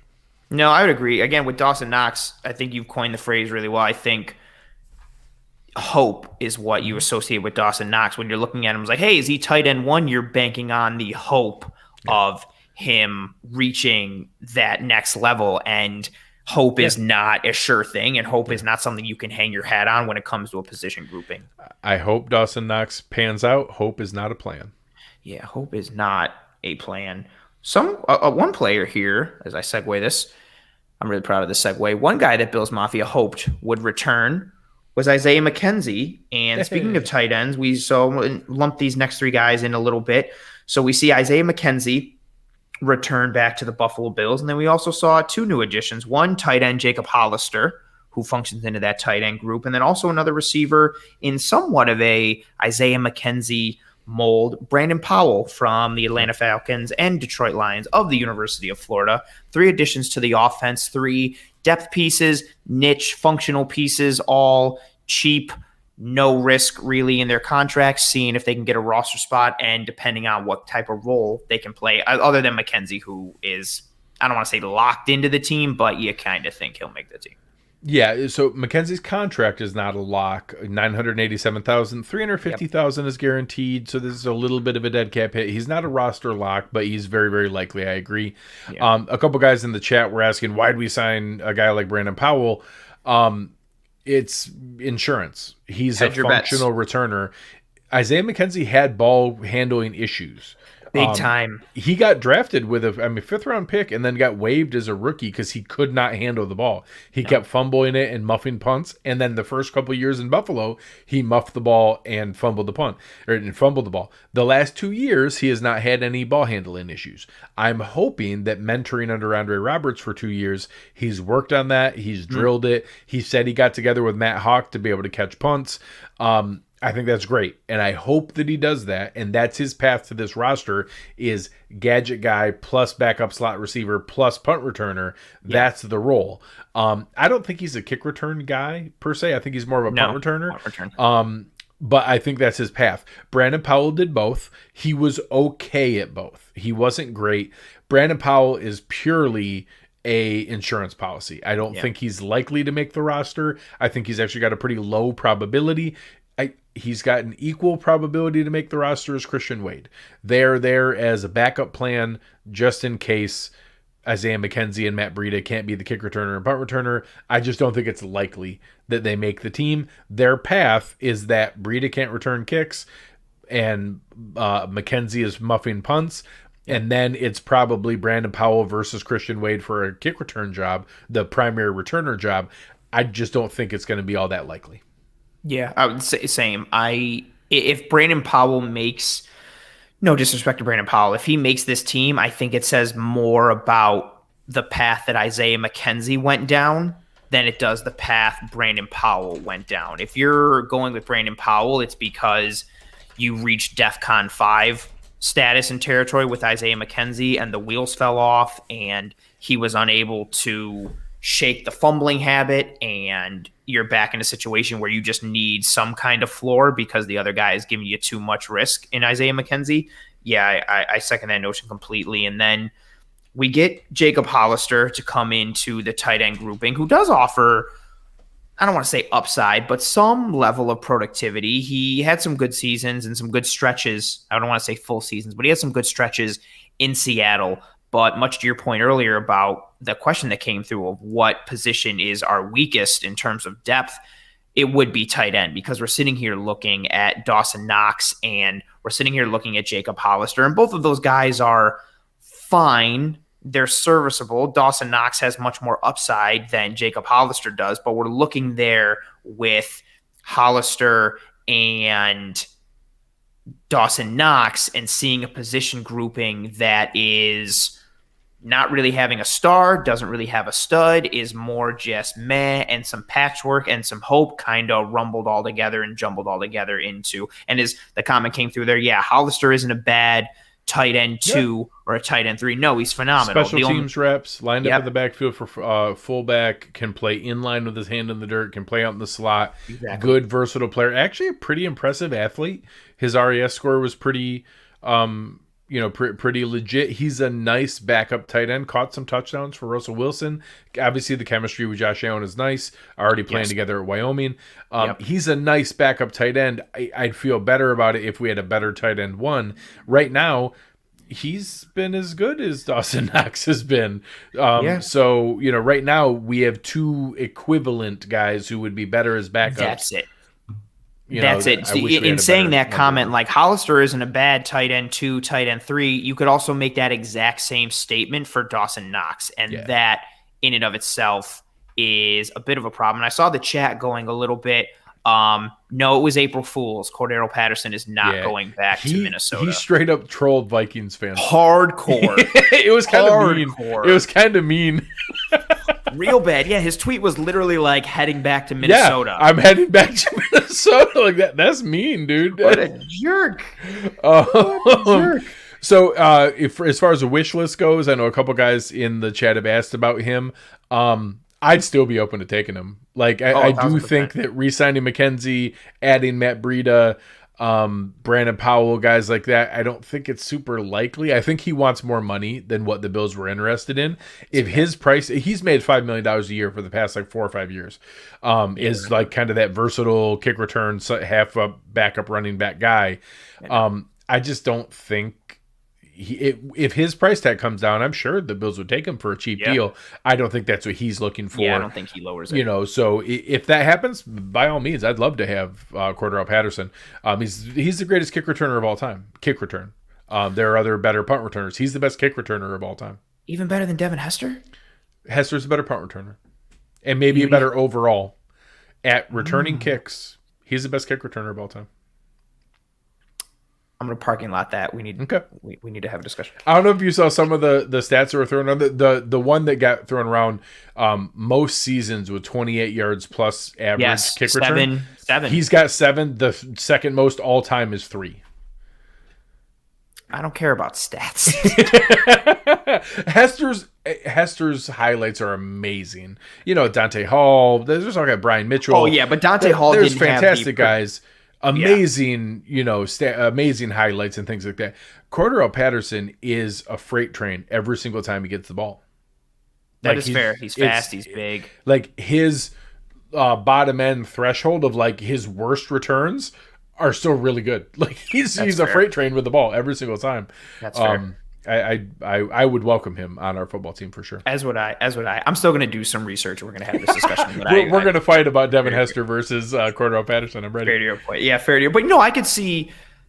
I want to go and crunch numbers. I retweeted that stat earlier. The 7 seasons, and Andre Roberts had 2 of them, and it made me sad that we don't have Andre Roberts anymore. Yeah, Cordero Patterson is. And he's not a punt returner. So other guys like Hester, who did kick return and punt return, both are more valuable overall returners. But just returning kickoffs, I think he's the best ever at it. And again, especially like if you're looking at that aspect of your floor, knowing that you got a guy who's giving you like 30 yards per return every single time is a really quality thing. Like I take that. Yeah. Let's start to shift a little bit. Want to shift to someone who hasn't made any waves whatsoever. Everybody thought it was a great signing. Everybody's excited for him to start at left tackle for us this year, and that is Bobby Hart, offensive tackle from the Cincinnati Bengals. I I saw the deal and was like, okay, backup guy, no even guarantee that he makes the team, no real commitment, low risk. We'll see what happens. I know that he had a lot of bad reps, so on and so forth. I know about the bad ratings. I didn't know anything about him as a person, which apparently is like weird and not so good. So I don't like that. But man, he could be gone. Again, I believe you and Aaron said it last night on the Cover One Buffalo podcast. If we get a sweet tackle that somehow falls to 30 or falls somewhere and we draft a tackle, Bobby Hart's like, okay, sorry, man, you're out. Yeah. I also liked your tweet that I would have rather had Bret Hart, and that's my favorite wrestler of all time. So I sign up for that 1,000%. This is new information to me. I did not know that the Bills signed Bobby Hart. Oh, really? You hadn't heard? You hadn't maybe tweeted about it, and then everybody jumped down your throat about it? 300 replies on it? No, I don't know what you're talking about. So, one, I did make a case that I get it. He was the laughingstock and the worst graded starting tackle in the NFL in 2018 and 2019. He was actually a little bit better last year than that. Like, he was... And a little bit better in meaning he was like 51st in the NFL. You know, like he was functional, starting caliber, the Mitchell Trubisky of quarterbacks. Like not a guy you want starting, but hey, he's got 66 starts. I was trying to make the case that, hey, I think Ryan Bates is probably ahead of him, but if he's our fourth tackle and like maybe active on game days, but we have an injury, I feel as good about him as having Later and Waddle on the bench. Like he's just, hey, we got a guy with experience who could do that. I said those things prior to finding out that he is a conspiracy theory enthusiast and has, or like every of them, all of them, some other things beyond just conspiracy theories, some inappropriate things and some things that no one should say. Into that. That are not acceptable, and that I'm trusting that the team vetted this, and that maybe he's just, you know, maybe not the most informed young man, and maybe needs a little guidance on the football field. I do think there's a chance that he was just in a trash organization with bad surroundings and no good teammates and no good coaching, and that there's still some functionality there. I won't lose a second of sleep if he gets released. Yeah. I'm also not going to throw a fit if he makes the roster as the 8th or 9th lineman. Yeah. The dude's 6'5", 315 and has 66 career starts in the NFL at the veteran minimum. That's not the worst thing in the world. I just, you know, I don't know why it's, you know, this disaster. There are literally people questioning if Brandon Beane was still a good GM after this. That's insane.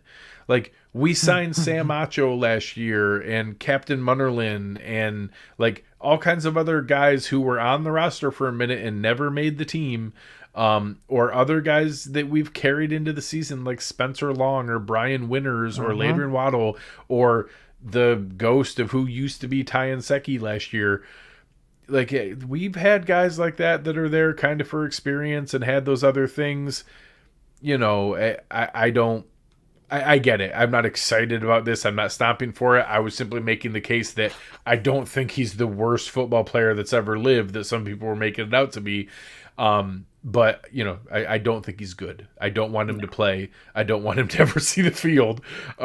So whatever. If he makes the roster as a backup in that we need somebody to play for a minute, I'd rather have a guy with 66 career starts than a 6th round pick to walk in there and protect Josh Allen. So, you know, I hope he never plays. I hope we never find out. I don't think it's the worst thing in the world.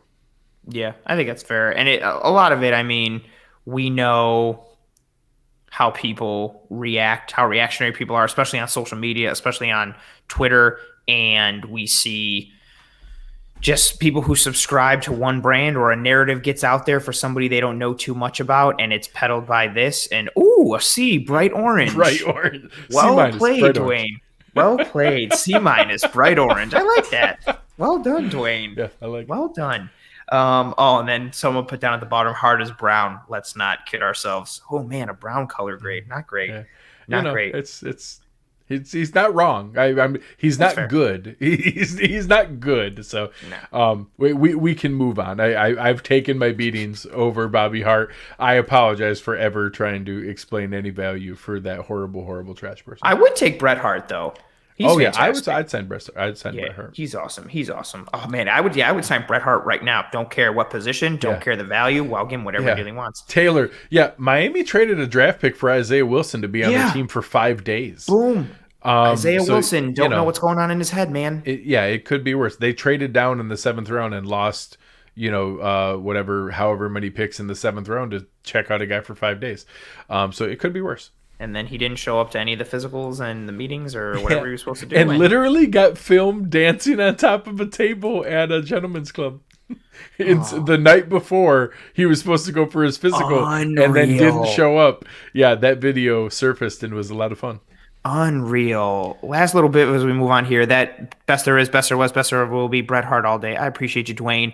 And I want to know what this is in reference to. Bret Hart was not a jerk. I don't know what we're talking about. You're a jerk. Maybe I would say if this Bret Hart is my Rowan slander Mooney, all caps. Mine is don't slander like Bret Hart. Don't slander Bret Hart all day. I know he was a bit persnickety, but I'm not. I don't think he was a jerk. That's a broad statement. We will not stand for this. Yeah, well, I'm parking lotting that one as well. And no, Dwayne, I see your comment there. Bret ruined Bret. No, he did not. How dare you throw Vince McMahon related quotes into this episode? No, he was not. We're getting off track. In '97, he was not a jerk. We're going too far down the wrong rabbit hole here.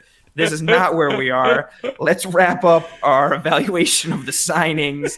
Two more guys brought in for the vet min. Both linebackers, Tyrell Adams, most recently of the Houston Texans, Markel Lee, most recently of the Las Vegas Raiders, and I'm fine with them. Depth, competition. I really liked some of the film that Eric cut up on. Sorry, I saw that Bret Hart plays Kick the Baby on Sundays. Man, this chat is fantastic tonight. We're having a good time tonight. I like the Tyrell Adams signing more than the Lee one just off of initial tape, although I have to go more down the rabbit hole a bit for Markel Lee. But funny enough, they battled each other for the 2017 middle linebacker job for the Raiders, and Markel Lee won. Wild. Markel Lee's the better athlete. Markel Lee can't stay on the field. He's had health issues. He missed 11 games last year. He missed every game last year. He missed 11 games in 2019. He's played 5 games the last 2 seasons. Yikes. So he's a shot in the dark if a guy can stay healthy. Now, Tyrell Adams, I'm torn. He had played 200 snaps through the age of 28 ever. 40 snaps here, 50 snaps there, mainly special teams, never really got a shot.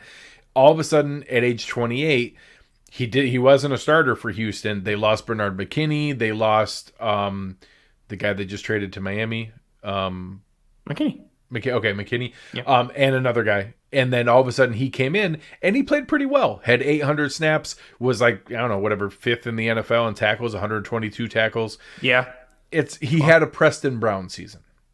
He had nice analogy. He had a very tackles. Productive season on a bad defense, tackling guys 6 and 8 yards down the field. He has some downhill thumper mentality. I saw some people throwing around that he had coverage ability. He gave up an awful lot. He gave up an average quarterback rating of 130.5 in coverage last year. So you never know. If we stumbled upon a diamond in the rough that just never got a shot before, and now we got him in as a veteran minimum, and he's a backup, and he's a better backup than a Terrell Dodson or an Andre Smith, God bless him. That's great. Yeah. But that's what these guys are. Tyrell Adams and Markel Lee are competing with Tyrell Dodson and Andre Smith for the 5th and 6th roster spots because our top 4 are locked in. We are going to go into the season with Tremaine Edmonds, Matt Milano, AJ Klein, and Tyler Matakevich. Matakevich is basically a special teamer only. He's a linebacker like Taiwan Jones is a running back. Exactly. So that 4th and 5th linebacker spot is still there. I do think we carry 6 linebackers. So it's basically 2 of Tyrell Adams, Markel Lee, Tyrell Dodson, Andre Smith. If you ask me right now, I think Andre Smith and Dodson have a head start, but I think Tyrell Adams could absolutely snake one of those jobs. And I will say my friend over at NFL Draft Diamonds is a big fan and said he guarantees that Tyrell Adams makes this roster. So he's a big fan of his. I'll take it. I liked his. I tweeted out his RAS score yesterday, and his speed measurables were elite, and his quickness and his footwork in that. And so, coming forward in coverage, like coming to cover running backs out of the flats in that, I liked what I saw. But yeah, I'm not ready to pencil him in or be like, oh, Milano's down. That's fine. We'll put in Tyrell Adams. I think he can take care of it right now.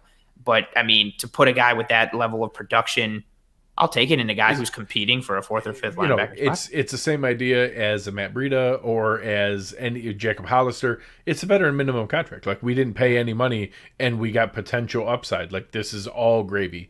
If we found something here and he's just a nice quality, how about this? There's a chance that we found AJ Klein's replacement for next year. Oh, very good comment. If he can be the third linebacker in 3 linebacker sets and we get him for cheap, and next year, because we didn't restructure AJ Klein, we can get out of AJ Klein's contract for free next year. If we got him and he could be the third linebacker in 3 linebacker sets when you need that downhill thumper mentality for base defenses and goal line stands, absolutely. I would totally be in on that. And if he can hold it down as a 4th or 5th linebacker this year with special teams ability, and then we have him next year, it's great. And yeah, the depth and competition here, the fact that 2 of Tyrell Adams, Markel Lee, Andre Smith and Tyrell Dodson, 2 of those guys are not going to make our roster. Yeah. That's pretty good. Yeah. Those were 4 guys that are all good enough to play in the NFL, and 2 of them aren't even going to make our team.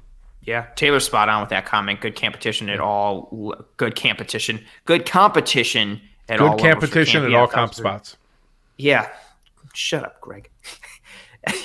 I'm going to own it. Competition's the thing. Competition and Manny Sands. That's what we're competition. No, I think we should lean into that. I mean, especially with Twitter, you only get 140 characters on Twitter. You got to combine words. So competition is now competition. All the competitions. Yeah, all the competitions. See, we're on the same page. That's a purple.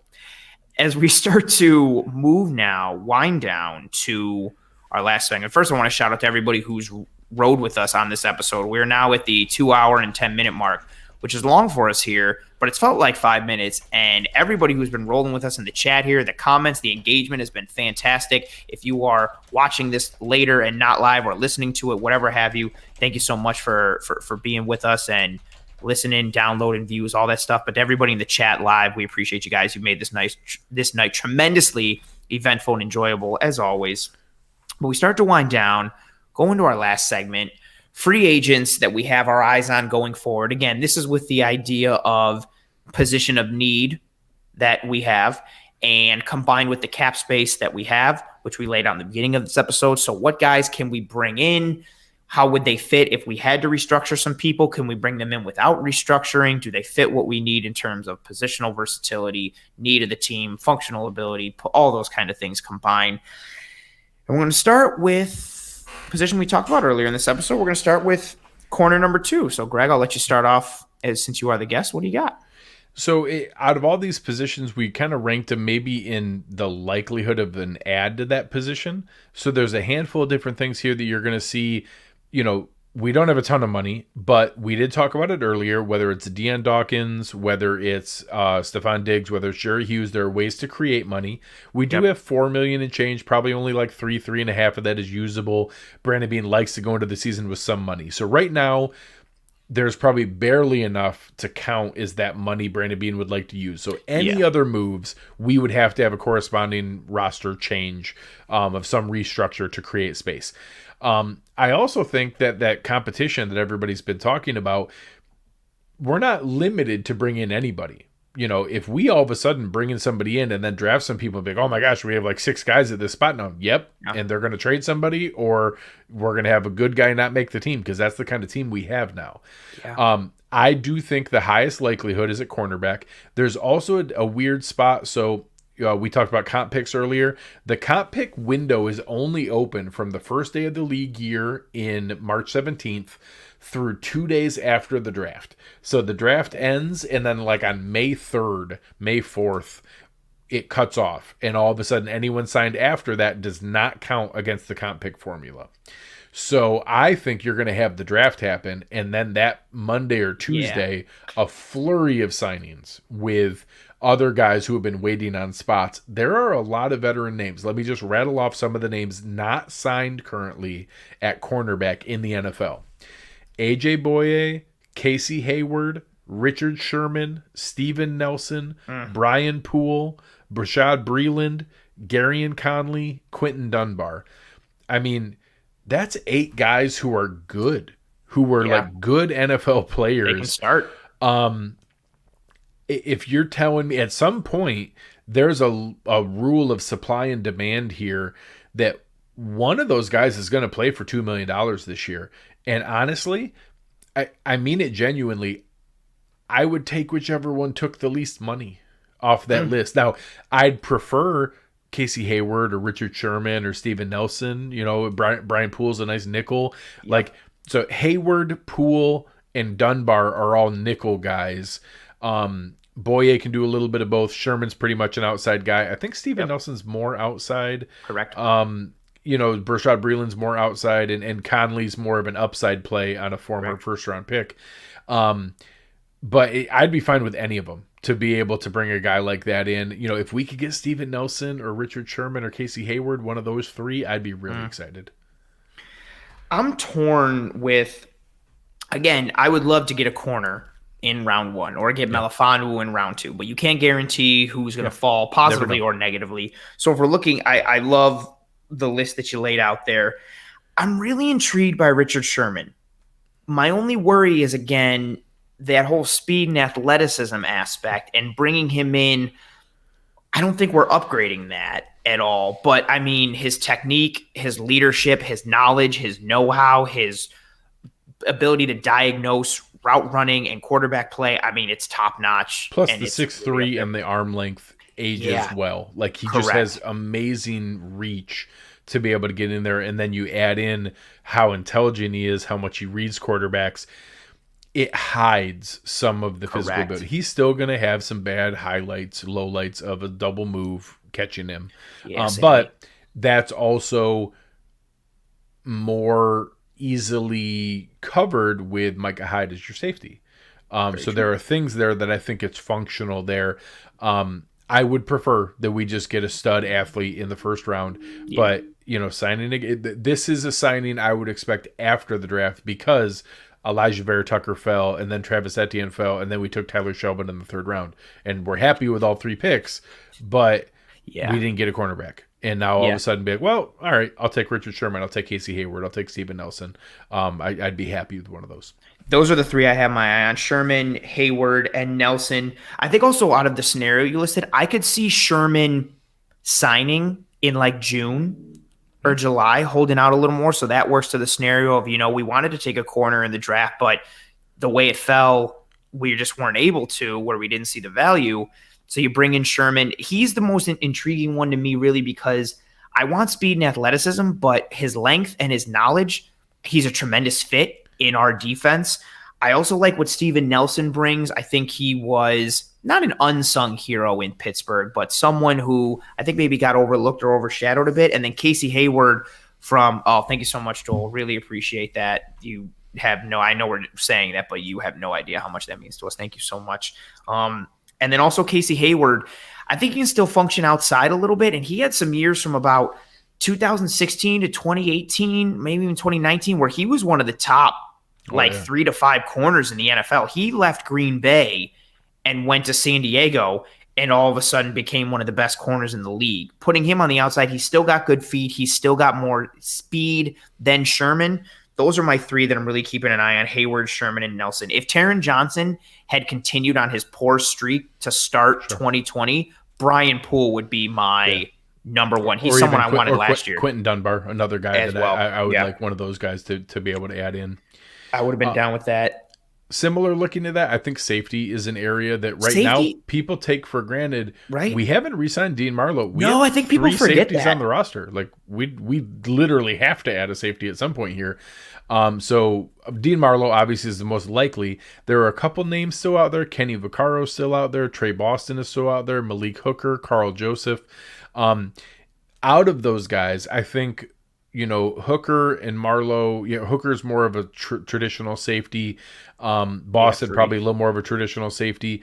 Vaccaro or Carl Joseph maybe have a little bit of that big nickel third safety in the box kind of guy that I could see a role for the way I was envisioning Keanu Neal or Jaquiski Tart.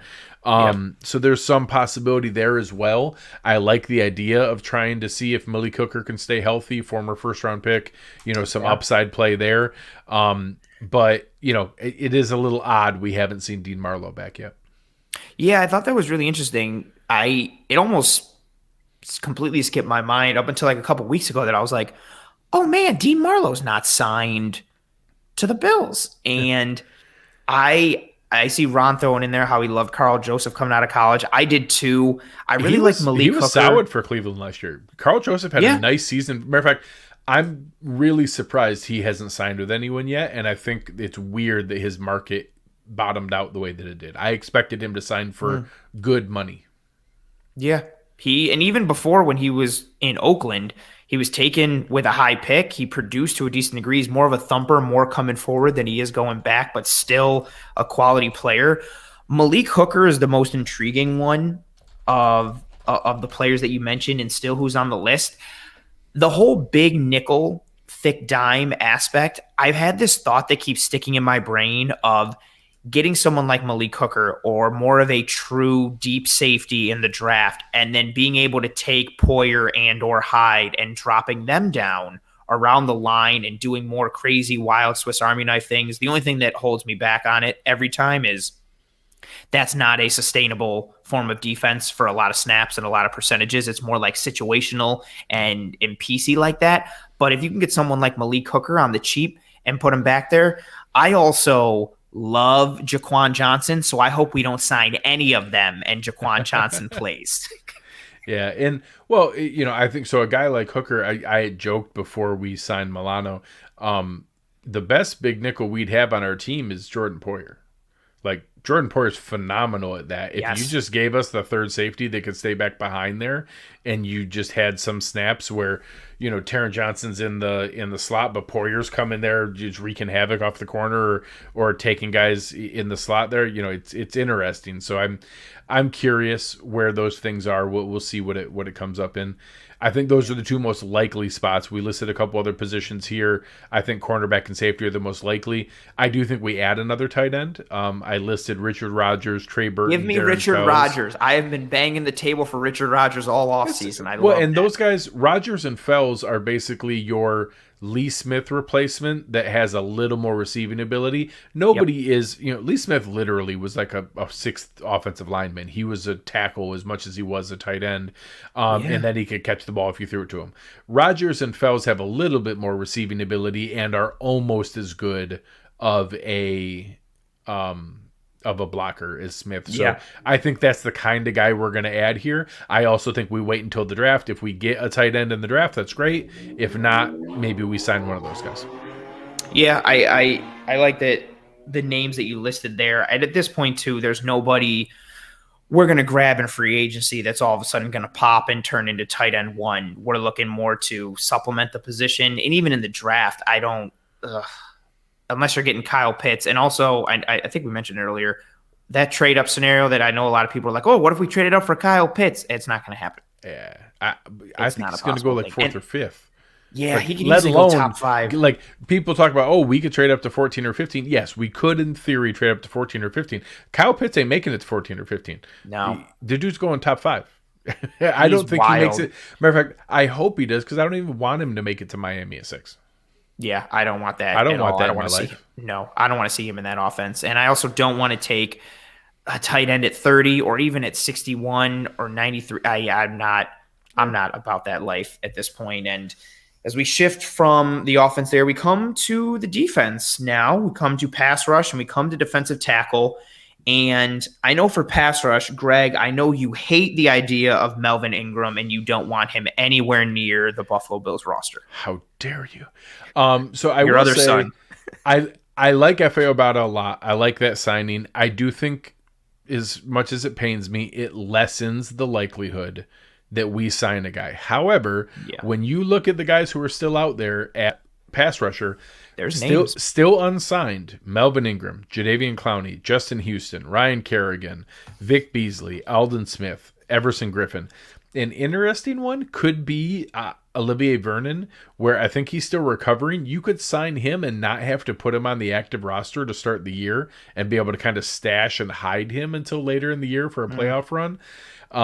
If we still had a chance to sign Melvin Ingram, I'll figure it out. I don't care. I don't know what would happen or who would need to get traded or what exactly would go on there.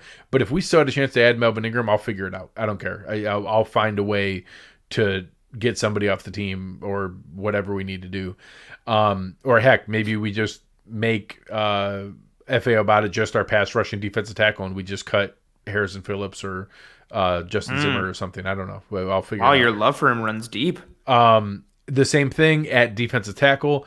I do think there's a chance if you could bring in Kawan Short, maybe not Kawan Short, Jarrell Casey, Geno Atkins, Shelby Harris, one of those three. I think they'd be an upgrade on a Harrison Phillips or a Justin Zimmer. I think there's a chance to do that. I don't think defensive end or defensive tackle are likely from a free agency standpoint. I think they're more likely in the draft. I think that we could see a draft pick there. I don't think that we would see a signing there. But again, if I wake up one morning and we sign Geno Atkins or Jarrell Casey or Melvin Ingram, I'm going to be happy about it and I'll figure out the rest later. I would really, I let off with a joke, but Melvin Ingram, he really just intrigues me. I know he's had some injury concerns the last several years. 2016 to 2018, he had 3 straight seasons of 70-plus pressures. He's just such a strong pass rushing threat. He's good enough in run defense to the point where he's not a liability. And to take someone like that and add him to the Bills' defensive line, which is going to be a heavy rotational front anyway, give me that all day. He is, I know the rest of the names that are available. Ryan Kerrigan's also one that I find intriguing just because I've always liked him in the NFL. But Melvin Ingram is the one for me that I've got my eye on just because of the role that he plays and the need that he would fill for us. But to your point, much like defensive tackle, I also see it as a bit unlikely. And then from DT, I've always had a thing for Geno Atkins. I really liked him. And him and Jarrell Casey, again, to your point, like if you can upgrade the floor of or upgrade the depth piece of that positional grouping, I'll take that. Their production, their knowledge, their know-how, I'll take one that. more guy to rotate in there, and all of a sudden, so people talk about, obviously drafting a one tech. We've joked about it a lot tonight, but if you sign Shelby Harris and we have Shelby Harris instead of, Phillips or Zimmer, and that's our 2 one tech guys, so Shelby Harris and Starla Tuile, we're fine. Everything's good. There's opportunities to do that kind of thing where we could make that work and be functional. So I don't expect it. I do expect there to be a signing or two in the secondary at cornerback, probably cornerback and safety. But we'll wait and see where that happens. I don't know. I expect any more moves, not major ones, but besides veteran minimum minor guys before the draft. I think some of these guys would be in response to whether a guy fell to us in the draft. I think it's a very good point to keep an eye on. Because I know people are looking towards the draft and thinking like, okay, do we sign any more players before the draft? Who do we sign after? What does that look like? Obviously, everything is interconnected and related. But yeah, to your point, I would expect some sort of, I would say 1 to 2 more, maybe even 3, like depth signings before the draft, just to continue to establish different floors at certain positions, knowing, again, that whole hedging your bets type of thing as you go into the draft. And then once that's done, really starting to kick the tires on a lot of these guys that we've mentioned and had spoken about. And then lastly, we'll end on the returner aspect. I know the names we've got listed here: Cordero Patterson of the Minnesota Vikings for about 45 minutes today. And Tavon Austin, another intriguing name, somebody who never was really able to get on when it came to like a pure offensive role and offensive reps, but a guy who's electric and offers you something in both aspects of the return game. Yeah, it's really, we're going to find out how confident the Bills are in Isaiah McKenzie is what I think we're going to find out, because, they brought in Tyler Ervin, they signed Breida, they brought in Brandon Powell. None of those guys are locks for a roster spot. Yeah. If they had a chance to go and get themselves someone like, a Tavon Austin or Cordero Patterson, some of those guys who are still out there, I think there's a chance to do that, or a bigger investment in the draft in one of those kind of guys that really could make a difference. I think that we don't have a lock on who the returner is right now.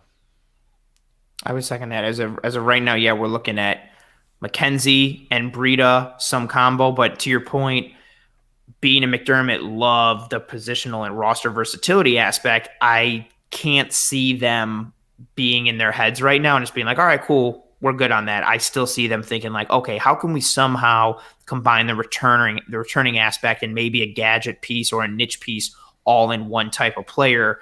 Cordero Patterson's a real interesting one to keep an eye on, because again, if he can somehow take a little less than what he's normally gotten over the last several years, he's somebody that fills multiple roles and can wear multiple hats and does them at an above average level, even though he's not as good of a kick returner as Devin Hester.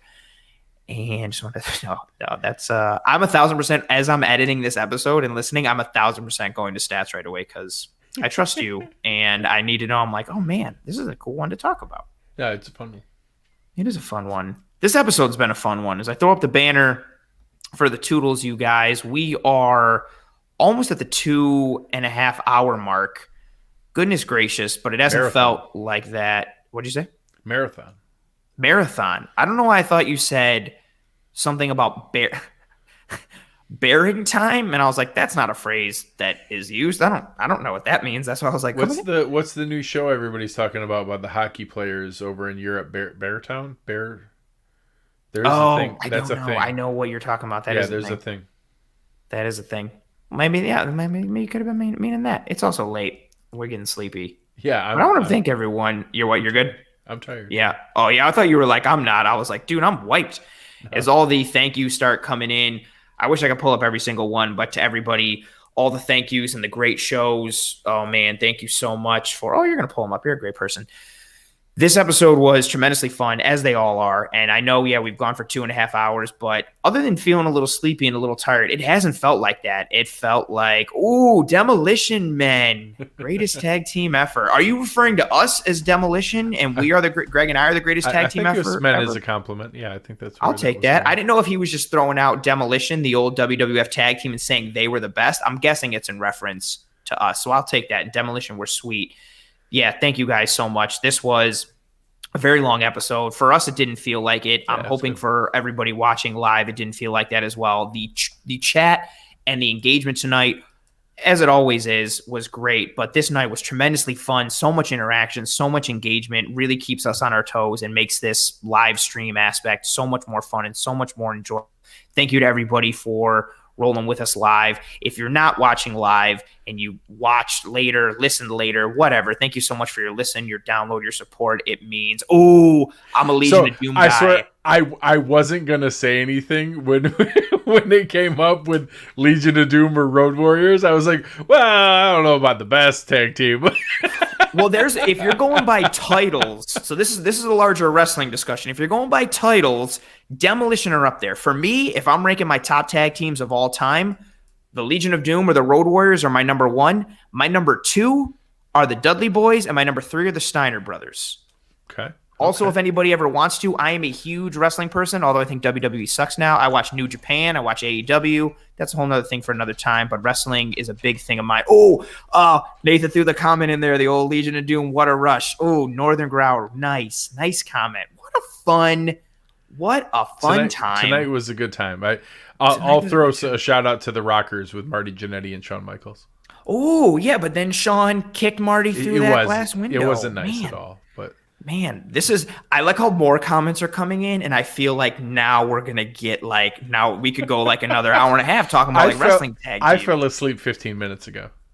I might be asleep now, and this is a hologram of me as I'm actually passed out on the floor next to the desk and have been running this. But no, you guys have been fantastic. Even to know, it's 11:30 right now, and we've had a long marathon episode, and you guys are still throwing in comments and everything into the chat. You guys are awesome. And again, to those who are watching later, listening later, thank you just as much. Really appreciate it. And a massive thank you and appreciation to you, Greg. I would not have been able to do this without you. You are fantastic. And everybody should by now know who you are and where to find you. But why don't you let them know, and also potentially let them know something really cool that may be happening tomorrow? Come and find me on Twitter at Greg Tompsett, and there's a chance that I'll be on One Bills Live tomorrow. So we'll we'll see how that goes. I'm looking forward to it. It could be a lot of fun. You were a blast as always, Greg. I greatly appreciate you. I love having you on this show and working with you as much as you can. And I'm going to throw out this last comment here from Dwayne. Like, subscribe, and share. Thank you guys so much. Yeah, when you're checking out Disguise coverage, please rate and review and subscribe. While you're there, check out all the other great Cover One content. You got the Cover One Buffalo podcast with Greg and Aaron. You got the Hoof podcast with Eric B., Anthony Romeo, and Sterling. We are the best when it comes to anything and everything regarding the Buffalo Bills. I'm seeing a comment that Harlem Heat has more titles than Demolition, and it's going to send me down a rabbit hole that I'm not prepared for this late at night. I appreciate all you guys so very much. This was a tremendous time. As always, I hope you and your family and friends and loved ones all stay safe. Thank you again for about the 90th time tonight. You guys mean so much to us. Thank you very much. And as always, go Bills.